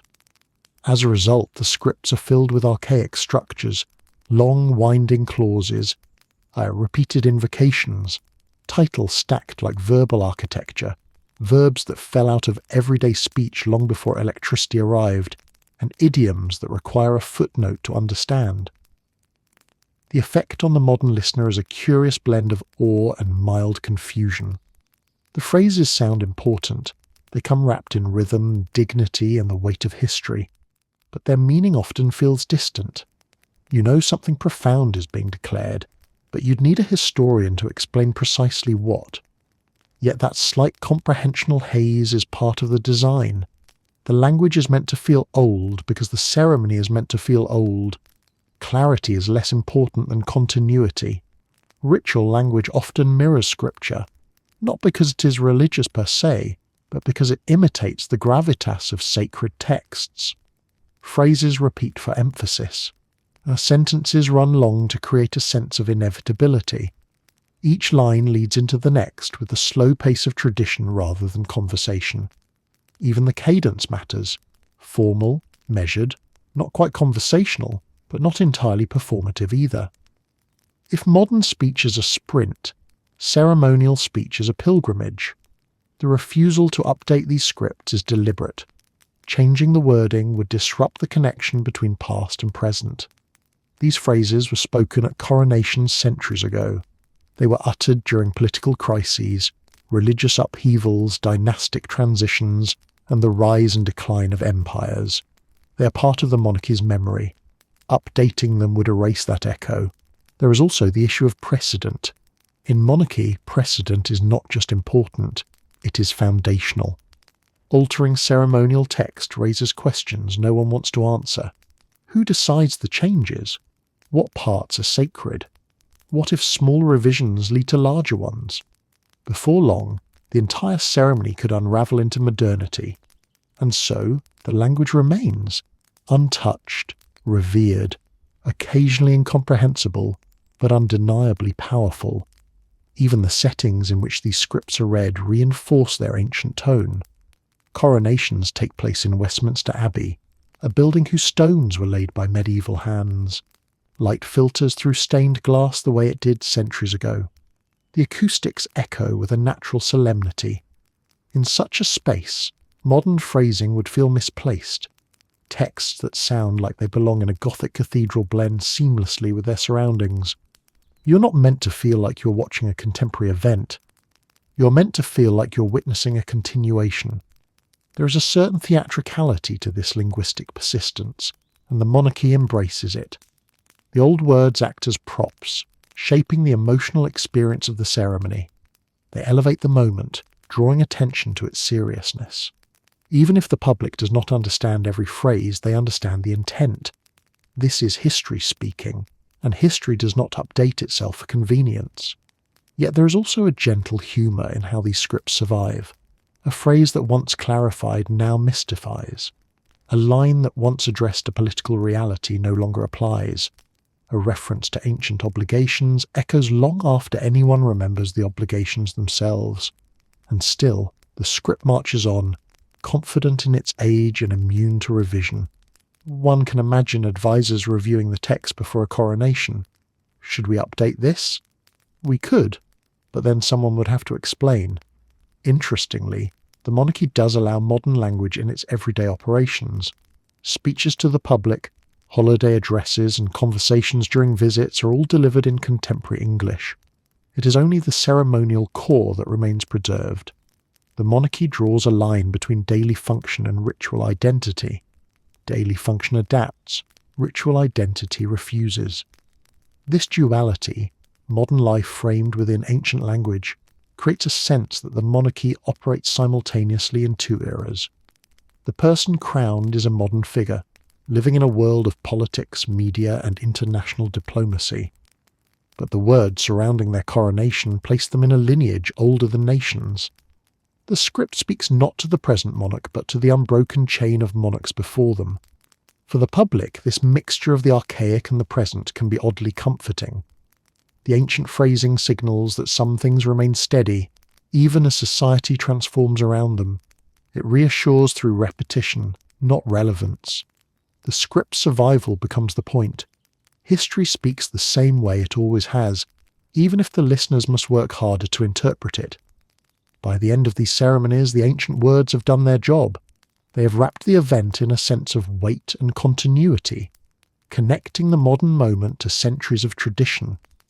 And when the script is finally closed and placed back into storage, it rests not as a relic, but as an active participant in the monarchy's identity, waiting to speak again exactly as it always has.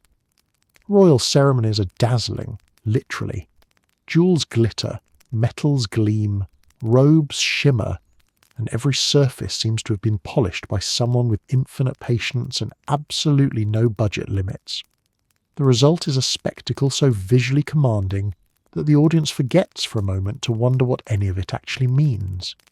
This is the monarchy's oldest sleight of hand. Pageantry as purposeful distraction. If it's shiny enough, no one asks questions. To be clear, this isn't deception in the dramatic sense. No one is hiding state secrets beneath velvet capes, or distracting the public with jewels while signing dubious treaties in the background. The distraction is subtler, woven into the psychology of ceremony itself. A spectacle shifts attention from the practical to the symbolic. It encourages viewers to focus not on the mechanisms of monarchy, responsibilities, limitations, political structure, but on the theatre of it. The crowns, the uniforms, the trumpets, the processions, the polished choreography of ancient customs performing themselves. Historically, this pageantry served a social function. In eras before mass literacy or widespread political understanding, monarchy relied on visual language to communicate power. A peasant might not understand the nuances of succession law, but they understood a glittering crown. A merchant might not grasp constitutional limits, but they understood a procession of armoured guards. When words cannot reach everyone, symbolism must do the heavy lifting. Pageantry made power visible and unquestionable. Even today, when people can Google the entire history of constitutional monarchy from their phones, the pageantry still works. It creates a kind of emotional fog in which the viewer becomes part of the moment instead of analysing it. The ceremony becomes the story, not the institution behind it. The mind is too busy absorbing the spectacle to pause and ask, why exactly do we still do this? What is the function of this role? How much of this is necessary? Pageantry thrives on detail. The human brain is naturally drawn to complexity, and royal ceremonies are overflowing with it. Colours chosen for symbolic reasons, uniforms representing specific regiments, jewels with histories longer than most countries, musicians timed to the second, horses trained for synchronized movement, robes stitched by specialized artisans, and objects polished so often they begin to shine with suspicious intensity. It is impossible to look at all of this and not feel that something meaningful is happening, even if the meaning is mostly decoration. The monarchy understands this instinctively. Pageantry becomes a way to reinforce identity.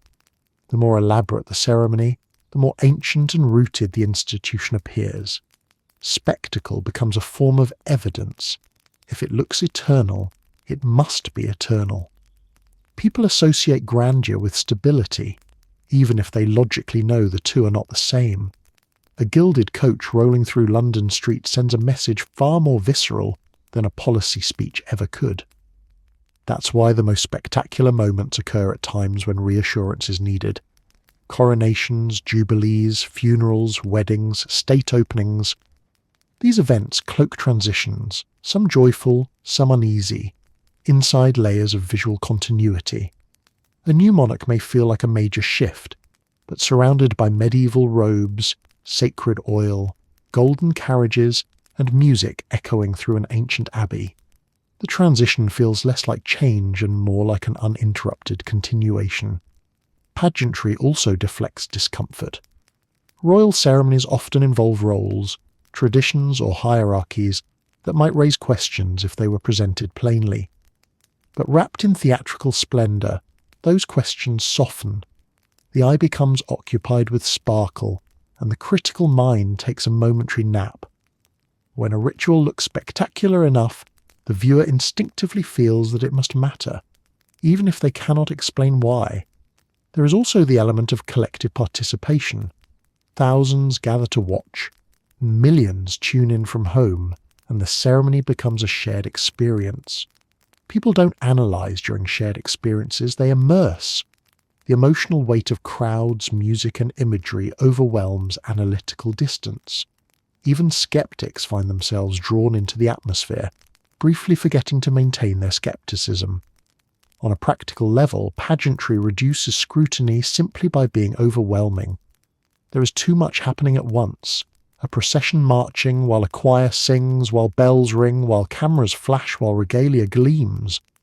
The mind becomes full. Full minds ask fewer questions. It's not manipulation, it's saturation. The spectacle is too dense to interrupt. The irony is that pageantry also shields the monarchy from its own awkwardness. Not every tradition remains intuitive. Some rituals are outdated. Some symbolism feels mismatched with modern values. Yet when wrapped in gold thread and lit by cathedral light, even the strangest elements appear dignified. Pageantry is a frame that makes everything inside it look intentional. Still, this distraction has a purpose beyond aesthetics. Pageantry protects the monarchy by shifting its role from political to symbolic. A dazzling ceremony reminds the public that the crown's power lies not in legislation, but in representation. When the monarchy becomes a spectacle, it stops being a threat and becomes a cultural anchor, something people admire rather than question. The distraction becomes a kind of soft diplomacy, maintaining relevance through visibility. And so the pageantry persists, glittering, choreographed, saturated with history, dazzling by design. Whether consciously or not, it teaches the audience to look at the monarchy not as a structure to analyse, but as a story to witness. A story told in gold and scarlet, in slow processions and soaring music, in the polished gleam of objects carried into the present from a world long gone. Because in monarchy, transparency is not the point. Continuity is.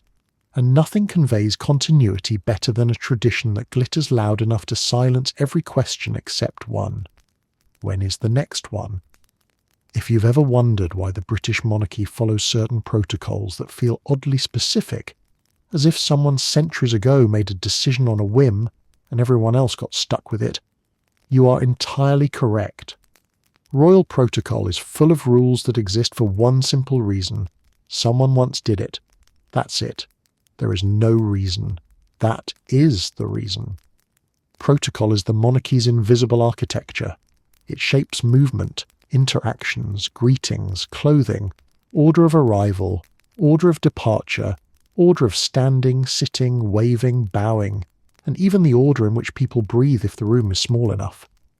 These rules are strict not because they make practical sense, but because they were forged at moments when tradition formed quickly and reasoning formed slowly.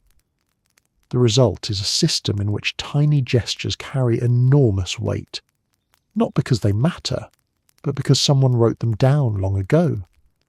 Many of these rules began in the medieval and early modern periods, when hierarchy needed to be visible at all times. If someone of lower rank accidentally stood in front of someone of higher rank, chaos could erupt. If two noble families arrived at the same time without a clear sequence, it might provoke diplomatic tension.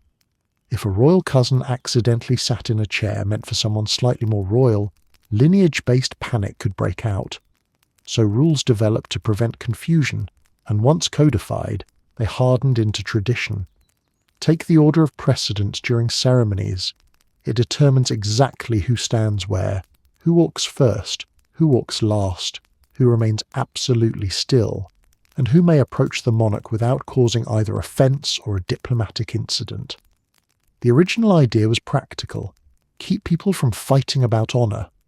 Today, nearly all of those conflicts are gone, yet the choreography remains. A person might ask, why do we stand here and not there? Protocol answers, because we always have. The seating arrangements are even more delightful. Yeah, royal seating charts are masterpieces of hierarchical cartography, mapping status down to the inch. At a state banquet, the monarch cannot simply look at a table and choose a spot. Every seat radiates symbolic significance. If the monarch sits in one place, this means continuity. If they sit in another, this means diplomacy. Move one chair and you accidentally rewrite 200 years of precedent. Remove a chair entirely, and the meaning collapses like a historical Jenga tower. No one wants to be responsible for that. Even clothing has its own web of arbitrary rules. Certain events require specific colours, sometimes because of history, sometimes because of symbolism, and sometimes because a monarch's ancestor once wore a particular shade and it stuck. And sometimes a garment is required simply because it appeared in a painting from the 17th century, and now everyone assumes it must be worn forever. You could ask, why this robe? And the palace might respond, because the alternative is explaining why we changed it. Then there are the rules that govern interactions. When meeting the monarch, one must not extend a handshake first. One must wait for the monarch to initiate. Why? Because a long-dead king or queen once valued personal space. The rule persisted. A small gesture became sacred. If you asked a protocol expert why it continues today, they might shrug and say, because it does. Even timing is dictated by tradition.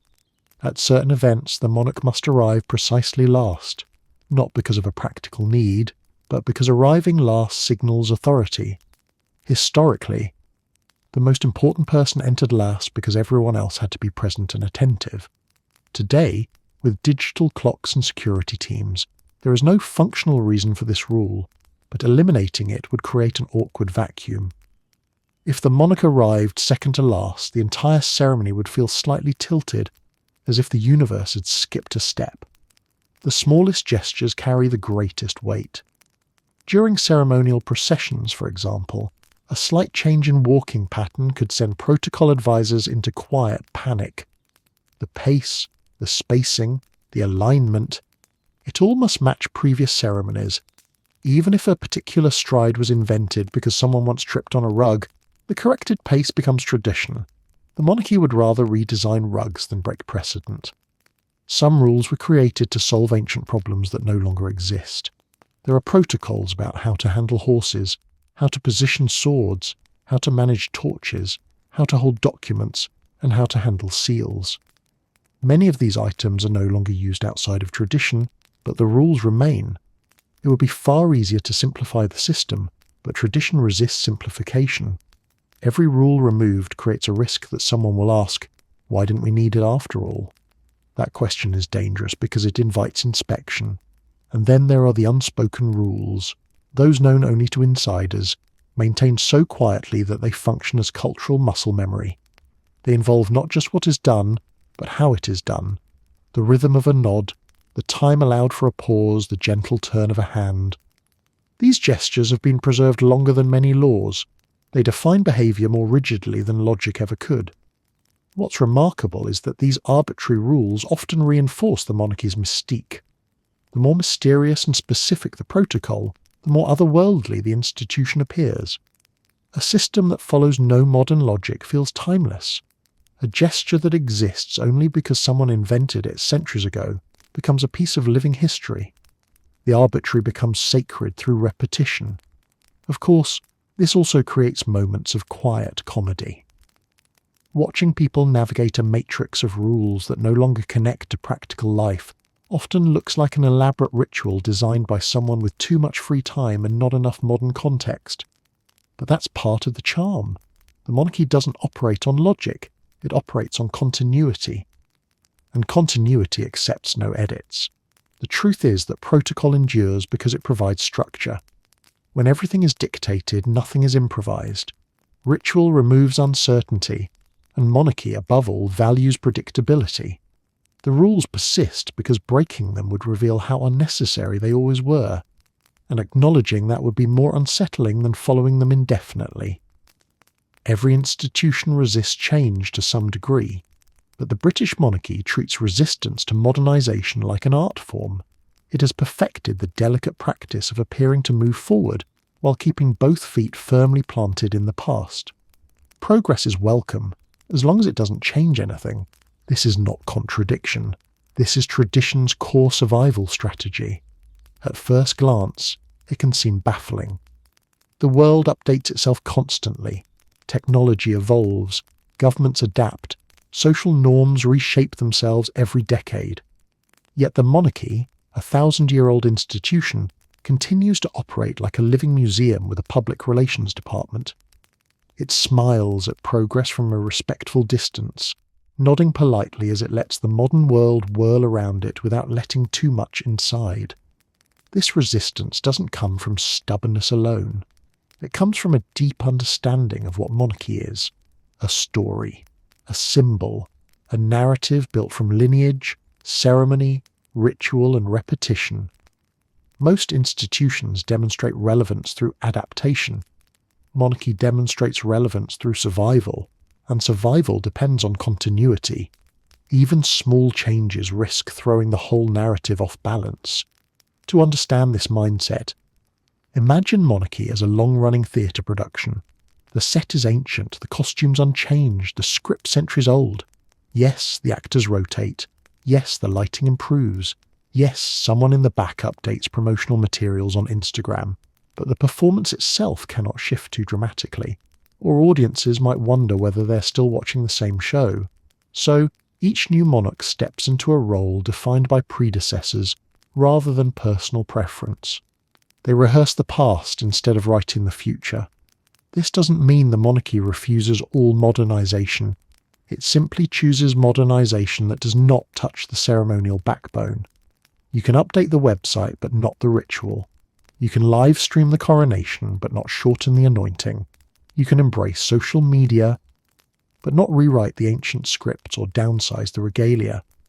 The monarchy knows exactly where modernisation may enter, and where it must be kept firmly outside, like an unwelcome draft under a medieval door. The result is a strange duality: a modern public figure who lives a profoundly historical life. The monarch may use advanced communication systems and receive digital briefings, but they also participate in rituals that predate electricity.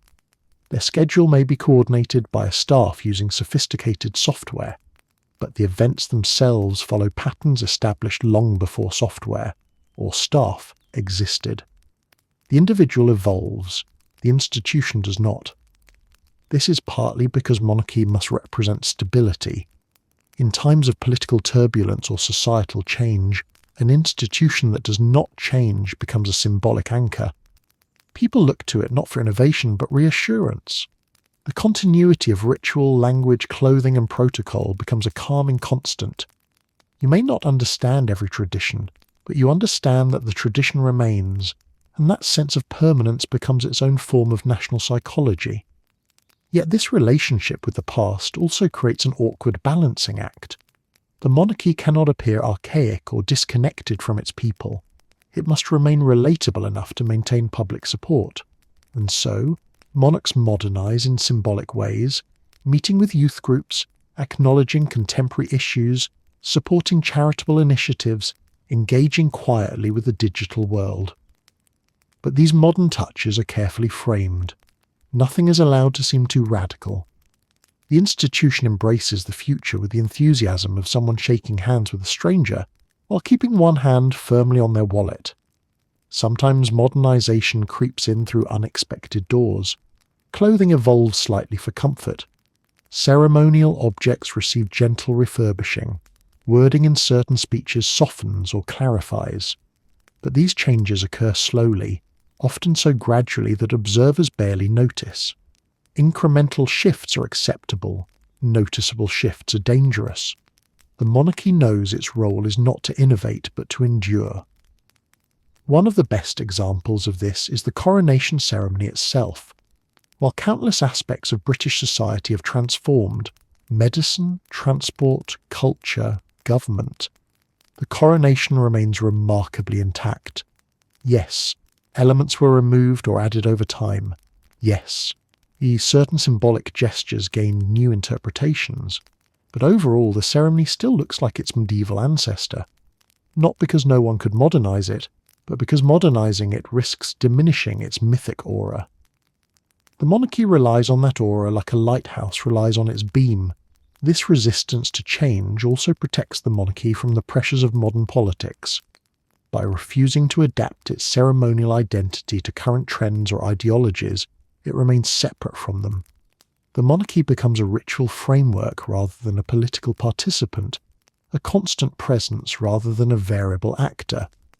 Modernization, if too visible, could drag the institution into contemporary debates, something it must avoid at all costs.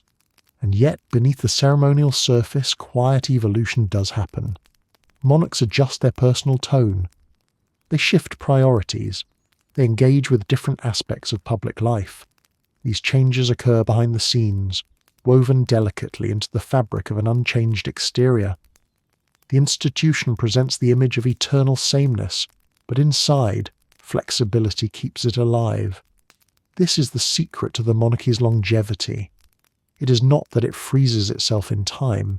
It is that it evolves so slowly, so subtly, that each generation sees it as unchanged, even while it shifts in small increments.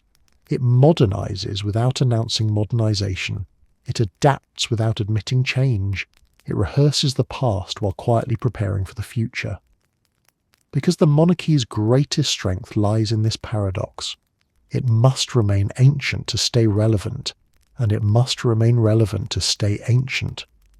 Every tradition, no matter how ancient, elaborate, or baffling, has survived because one person after another looked at it, considered the possibility of changing it, and then quietly decided, absolutely not.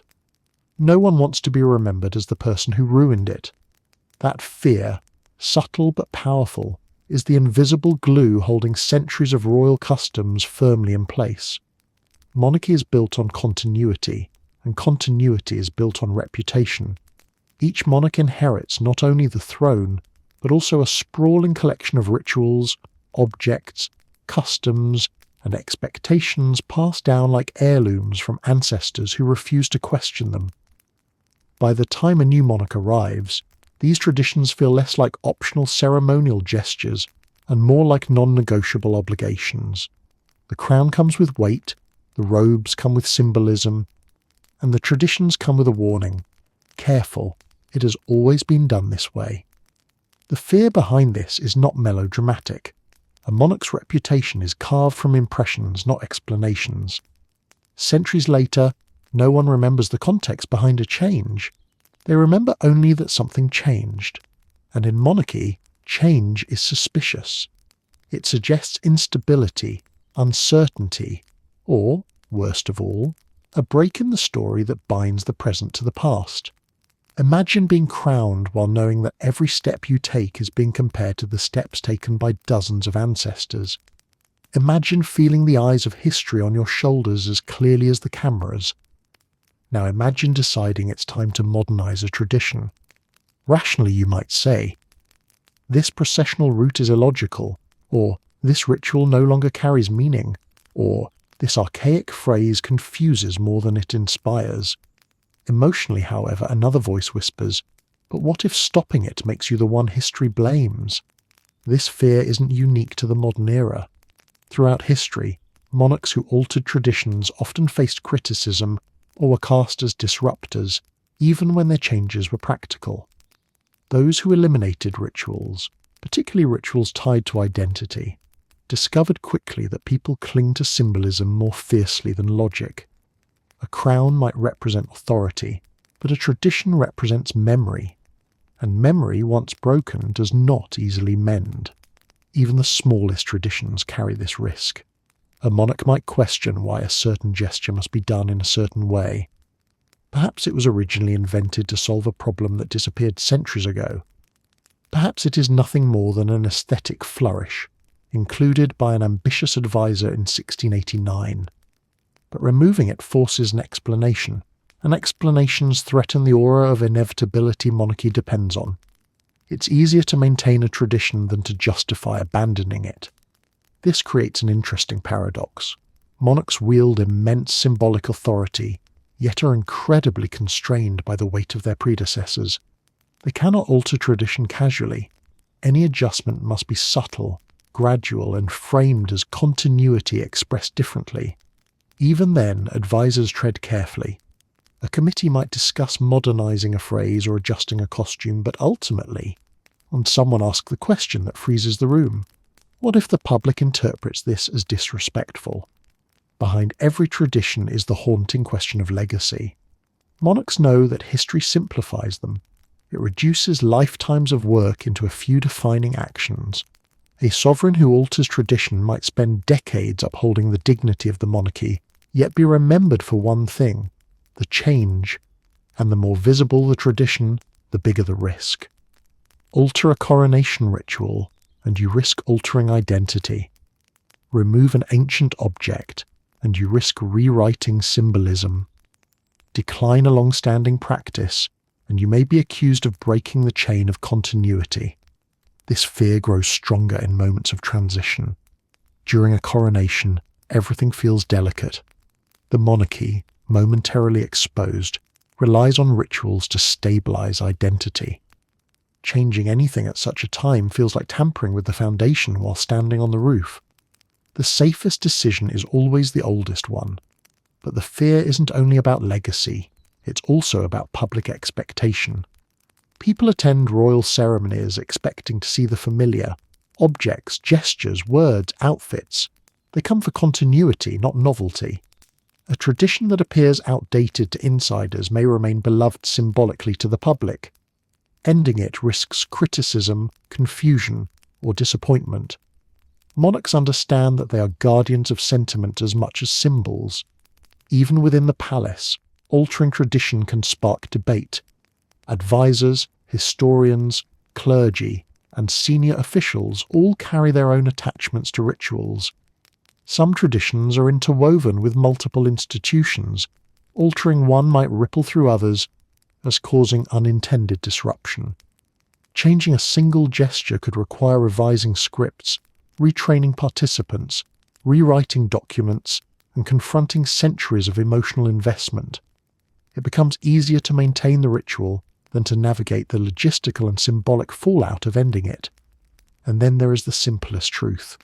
Monarchy is storytelling. Each tradition is a chapter preserved. Stopping a tradition is like tearing out a page. The monarchy relies on those pages to claim continuity stretching across centuries. The fear of being the one who ends a tradition is, fundamentally, the fear of disrupting the narrative. In the end, traditions survive not because they are all meaningful, efficient, or logical, but because someone once established them and no one since has dared to say aloud, "This no longer serves us." That hesitation is what keeps the rituals alive.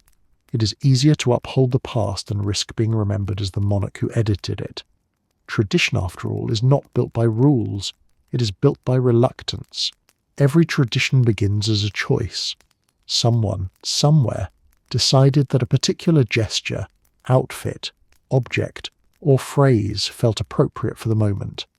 But over time, choices become expectations become customs, and customs, if given enough centuries, become identity. This is the quiet transformation at the heart of monarchy. When rituals stop being things people do and start becoming things people are. If the tradition disappears, who are we without the outfit? In the British monarchy, tradition carries emotional weight far heavier than crowns or regalia. Individuals may wear the robes, carry the orbs, recite the phrases, and follow the choreography, but these items and actions no longer represent personal preference. They represent a collective identity painstakingly built across generations. They are the monarchy's DNA, visible, tangible proof that the institution has survived storms of politics, religion, war, and cultural upheaval without losing its sense of self. This emotional anchoring is not accidental. Rituals become identity because they outlast the people who perform them. A monarch comes and goes, but the robes remain. A generation passes, but the ceremony repeats. Over time, the objects and customs feel more permanent than the humans who enact them. This continuity creates comfort. It suggests stability in a world that rarely offers it. And because these rituals predate everyone alive today, they carry an almost gravitational pull. Even those who don't fully understand them still feel their significance. It is the same phenomenon that makes people cry during national anthems they cannot fully explain, or stand silently before monuments whose symbolism they cannot entirely articulate. Ritual bypasses logic and goes straight to emotion. Monarchy relies on this emotional shorthand. People may not agree on politics, policy, or the future direction of the country, but tradition offers a rare space where the past serves as a shared language. A coronation, for instance, is not simply a formal installation of a new monarch. It is a cultural reaffirmation. Viewers don't just watch the ritual, they see themselves reflected within it. The robes, crowns, trumpets, and prayers all signal continuity, belonging, and identity. They whisper, "This is who we are. This is who we've been. This is who we intend to remain." For many, these rituals provide a sense of rootedness. Britain has evolved dramatically across the centuries. Industrialization, globalization, modernization. But the monarchy's ceremonial core remains remarkably intact. In moments of national transition, the preservation of ritual becomes a stabilizing force. People may not consciously think, "This ritual gives me emotional grounding," but that's exactly what happens. The tradition becomes a place to anchor feelings of uncertainty, nostalgia, or pride. It helps that rituals are physical.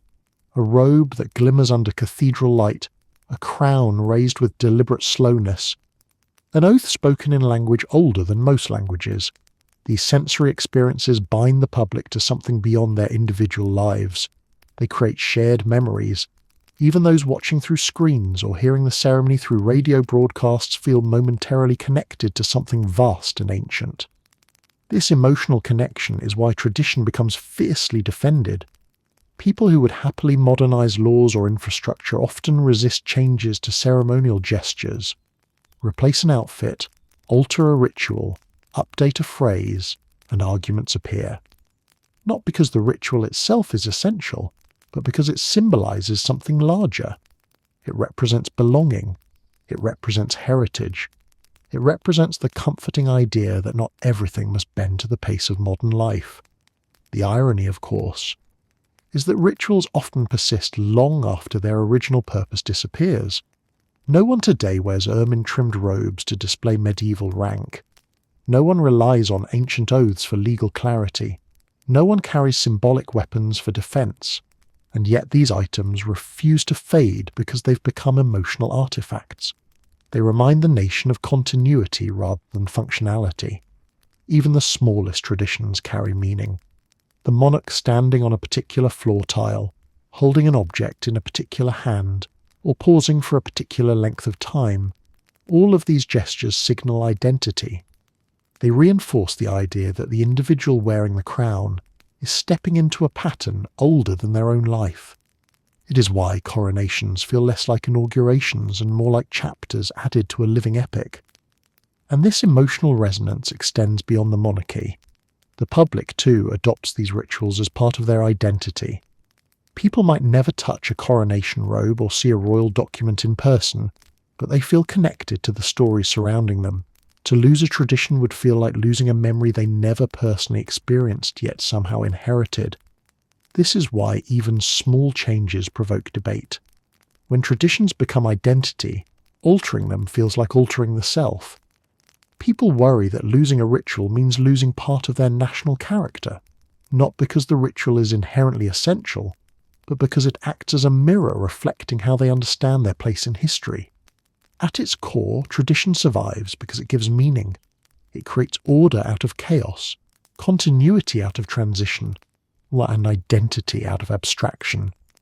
A monarch performs a ritual not because it is convenient, relevant, or efficient, but because it strengthens the connection between the institution and the people. The ritual becomes a shared heartbeat, and so the traditions continue, elaborate, ancient, occasionally impractical, deeply symbolic. They survive because they've become part of the story, not just the monarchy's story, but the nation's. Removing them would be like removing chapters from a book that still matters. The continuity may be old, but the identity it shapes remains alive. Most people think royal ceremonies are something you simply watch, spectacles presented for the public, crafted by centuries of tradition and performed by a cast of monarchs, clergy, guards, and officials. But that's only half the truth. The British monarchy has always relied on one essential participant who appears in every ceremony without wearing robes, holding regalia, or rehearsing a single line: the audience. You're not watching history, you're helping it continue. This relationship is older than the monarchy itself. From the earliest days of kingship, rulers understood that authority was not just proclaimed, it was witnessed. A coronation is meaningless without someone to see it. A procession loses power if no one gathers along the path. Even the most elaborate traditions require an audience to transform symbolic gestures into shared identity. In a way, the monarchy is a performance whose script only comes alive when the public is present to receive it. Historically, this participation ensured legitimacy. In medieval times, when crowds attending a royal event weren't passive observers, their presence signalled acceptance. A coronation needed the cheers of subjects to affirm the monarch's rule. Even silence had meaning. A solemn crowd conveyed reverence.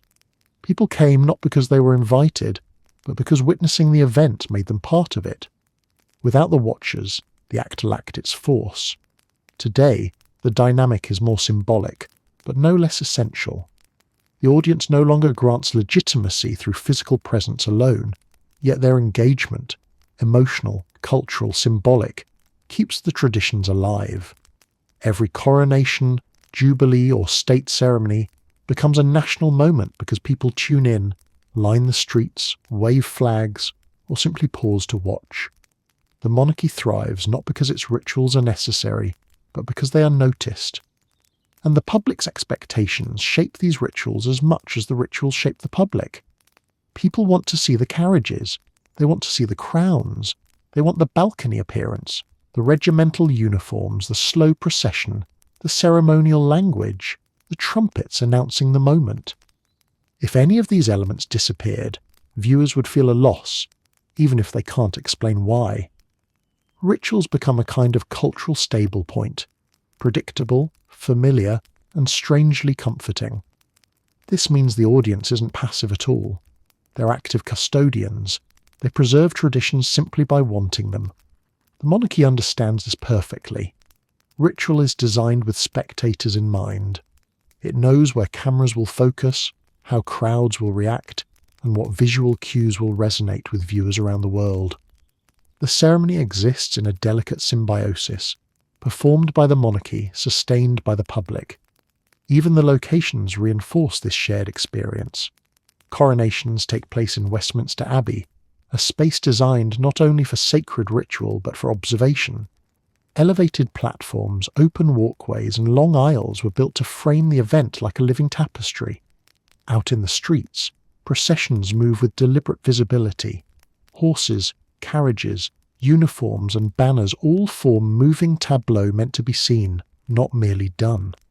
A ritual that cannot be witnessed cannot become memory, and memory is the monarchy's lifeline. Media expanded this relationship even further. Once, the audience consisted of those physically present. Today, millions watch from living rooms, offices, cafes, and phones. The viewer at home is just as much a participant as the onlooker waving a small flag along the mall. Cameras transform private viewers into part of the collective witness. When people around the world tune in simultaneously, the audience becomes global, and the ritual becomes larger than the institution itself. Public participation comes in many forms. Some people attend the events, others follow the coverage, some discuss the symbolism online, others simply appreciate the spectacle. All of them, knowingly or not, reinforce the ritual's significance. A tradition observed is a tradition preserved. A tradition ignored begins to fade. The monarchy has learned this truth deeply. Rituals survive because people care enough to watch them. Even critics of the monarchy contribute to this dynamic. Debate keeps rituals relevant. Discussion keeps symbolism alive. Skepticism, surprisingly, is part of the ecosystem, because it proves the institution still occupies mental space. If nobody discussed royal rituals at all, whether fondly or critically, the traditions would lose their cultural weight.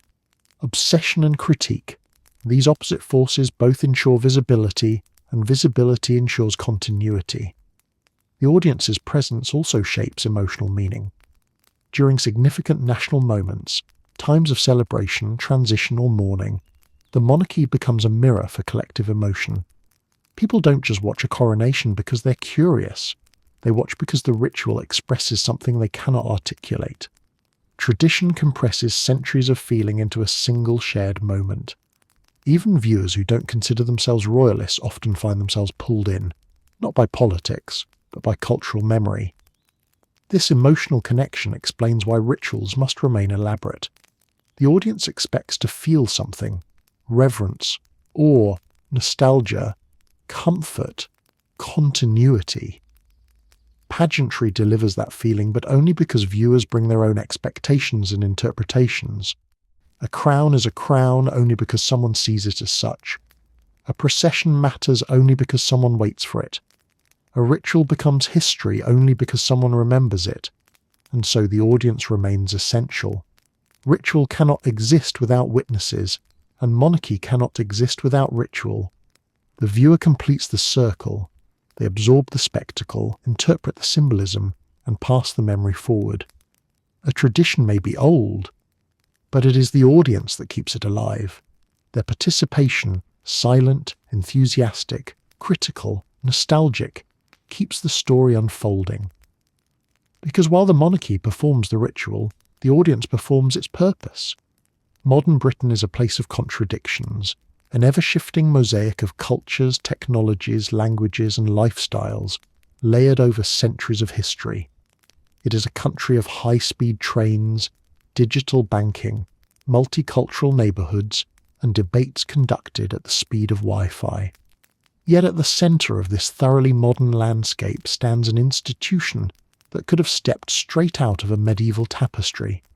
The country changed. The ceremony refused. This tension between contemporary Britain and ancient performance is one of the monarchy's most defining features. It creates moments of delightful absurdity, but also deep cultural reflection. How does a highly progressive, diverse nation continue to host rituals built in an era when modernizing meant switching from candles to oil lamps? How does a society built on constant evolution maintain an institution that communicates its identity through deliberate unchangingness? Part of the answer lies in the monarchy's unique position. It is both inside and outside of modern Britain. The monarch is a contemporary public figure, meeting community leaders, visiting schools, supporting charities, navigating media landscapes. But during ceremonies, the same person becomes something entirely different, a living emblem of continuity, performing roles created when the idea of Britain itself looked nothing like it does today. This contrast is easiest to see during major state events. You can watch a coronation live-streamed in high definition on a smartphone, with viewers commenting in real time from every continent, while inside Westminster Abbey the rituals unfold exactly as they did for medieval kings. Same anointing formula, same regalia, same solemn gestures. The technology broadcasting the event changes every decade. The ceremony at its centre barely shifts by an inch. This dissonance is strange, but strangely comforting. Many Brits, even those indifferent to monarchy, find reassurance in the persistence of ritual. Amid a society defined by accelerating change, the slow, predictable rhythm of ancient ceremony feels like a stable thread holding past and present together. The monarchy becomes a kind of cultural anchor, not always practical, not always universally adored, but undeniably constant. Yet the tension remains. Modern Britain is pluralistic, nuanced, and often sceptical of authority. Ancient ceremony is hierarchical, symbolic, and designed to be accepted rather than questioned. Contemporary values prize equality. Ceremony is built on rank. Modern life thrives on transparency. Ritual thrives on mystique.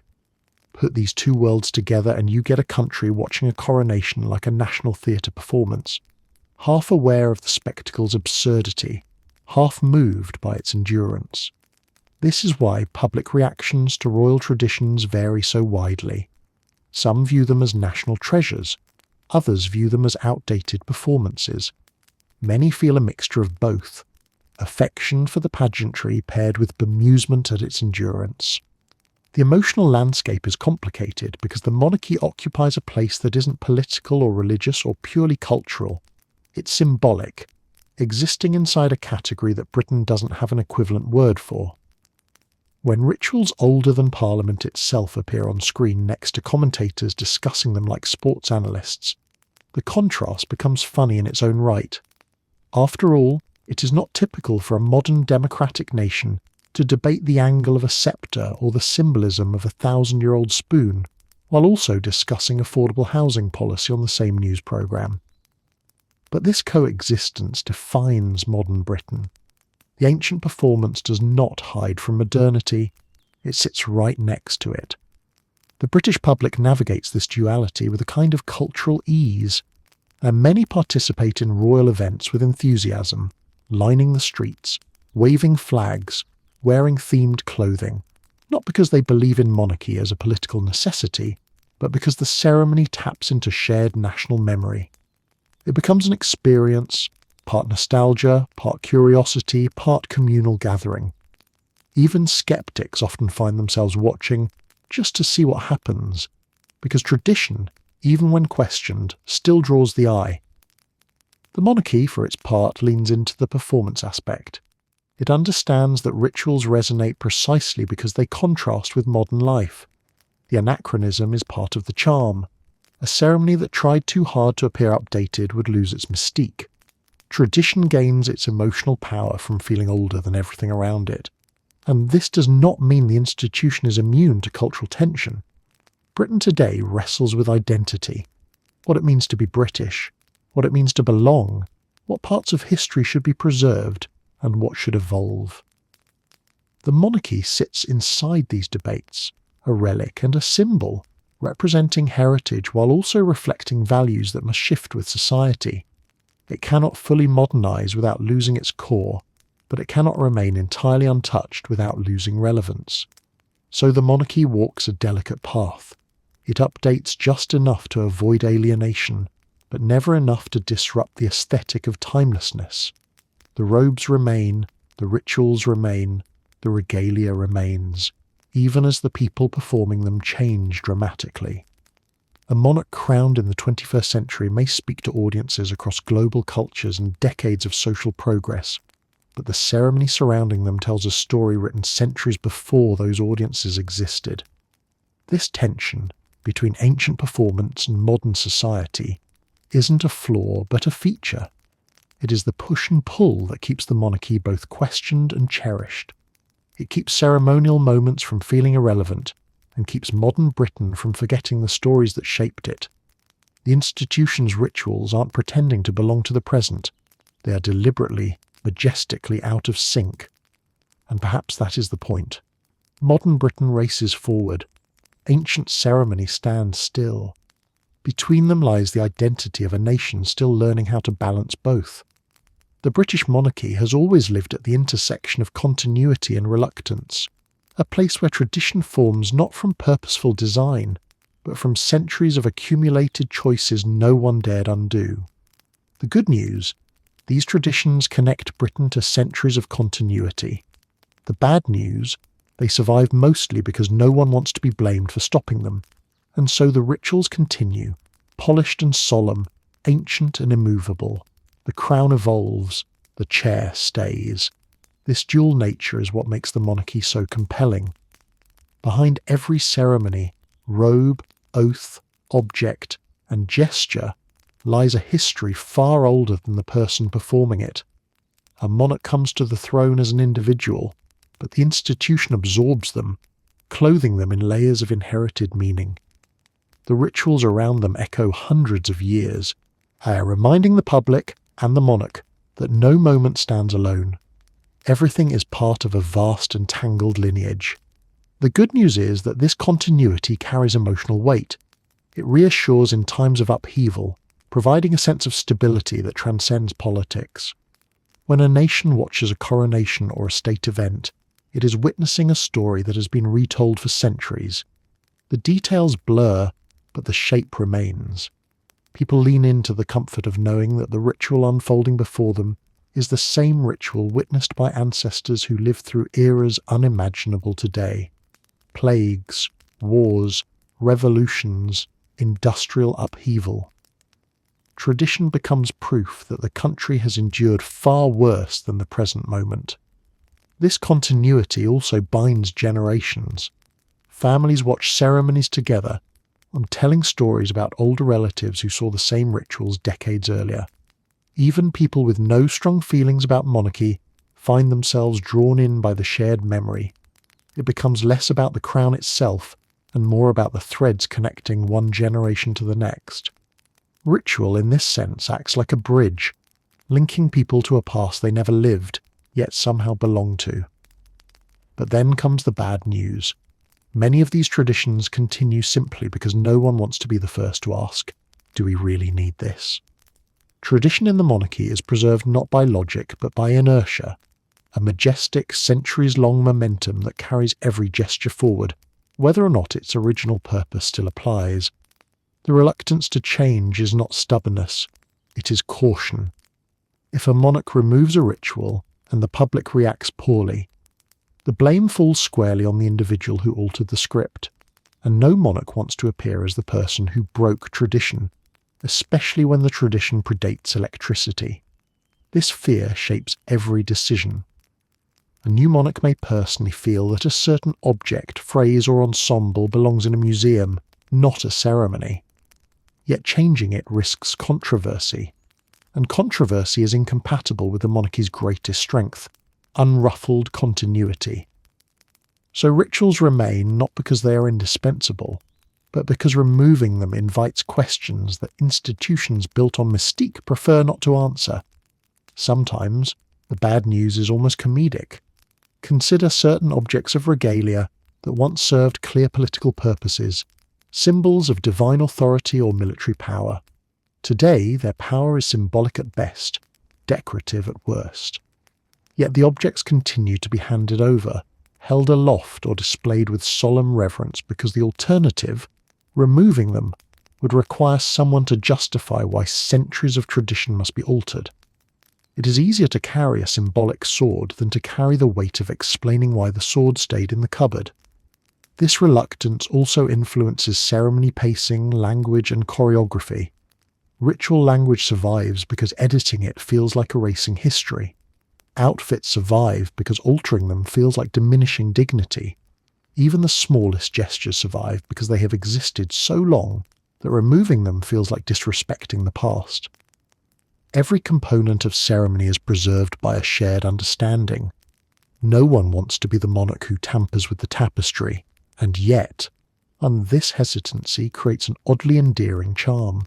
The monarchy's traditions endure precisely because they refuse to respond to modern impatience. While the world accelerates around them, the rituals remain slow, deliberate, and unapologetically historical. They offer a rare experience, the chance to witness something that isn't trying to keep up, update itself or reinvent its function. In a culture obsessed with speed, tradition's refusal to move becomes a statement in itself. The coexistence of good news and bad news is what makes the monarchy simultaneously admired, questioned, defended, and critiqued. It is a reminder that institutions can survive not through perfection, but through persistence. The monarchy doesn't endure because its traditions are flawless. It endures because its traditions are familiar. A familiarity becomes reverence, and reverence becomes identity. An identity, once cemented, becomes nearly impossible to reform. In the end, the monarchy continues not because every tradition is essential, but because the accumulation of traditions creates a story too large to dismantle. Each ritual is a thread in a tapestry woven across a millennium. Remove enough threads, and the shape dissolves. Keep them all, and the tapestry remains recognizable. So the good news is that these traditions keep history alive, offering a living link to a world long gone. They provide stability, continuity, and a sense of cultural belonging.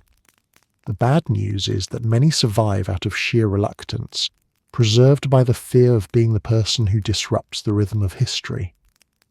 But perhaps that tension is exactly what gives the monarchy its peculiar magic. It stands firm between evolution and preservation, between symbolic relevance and practical irrelevance, between what matters and what survives simply because it has always survived.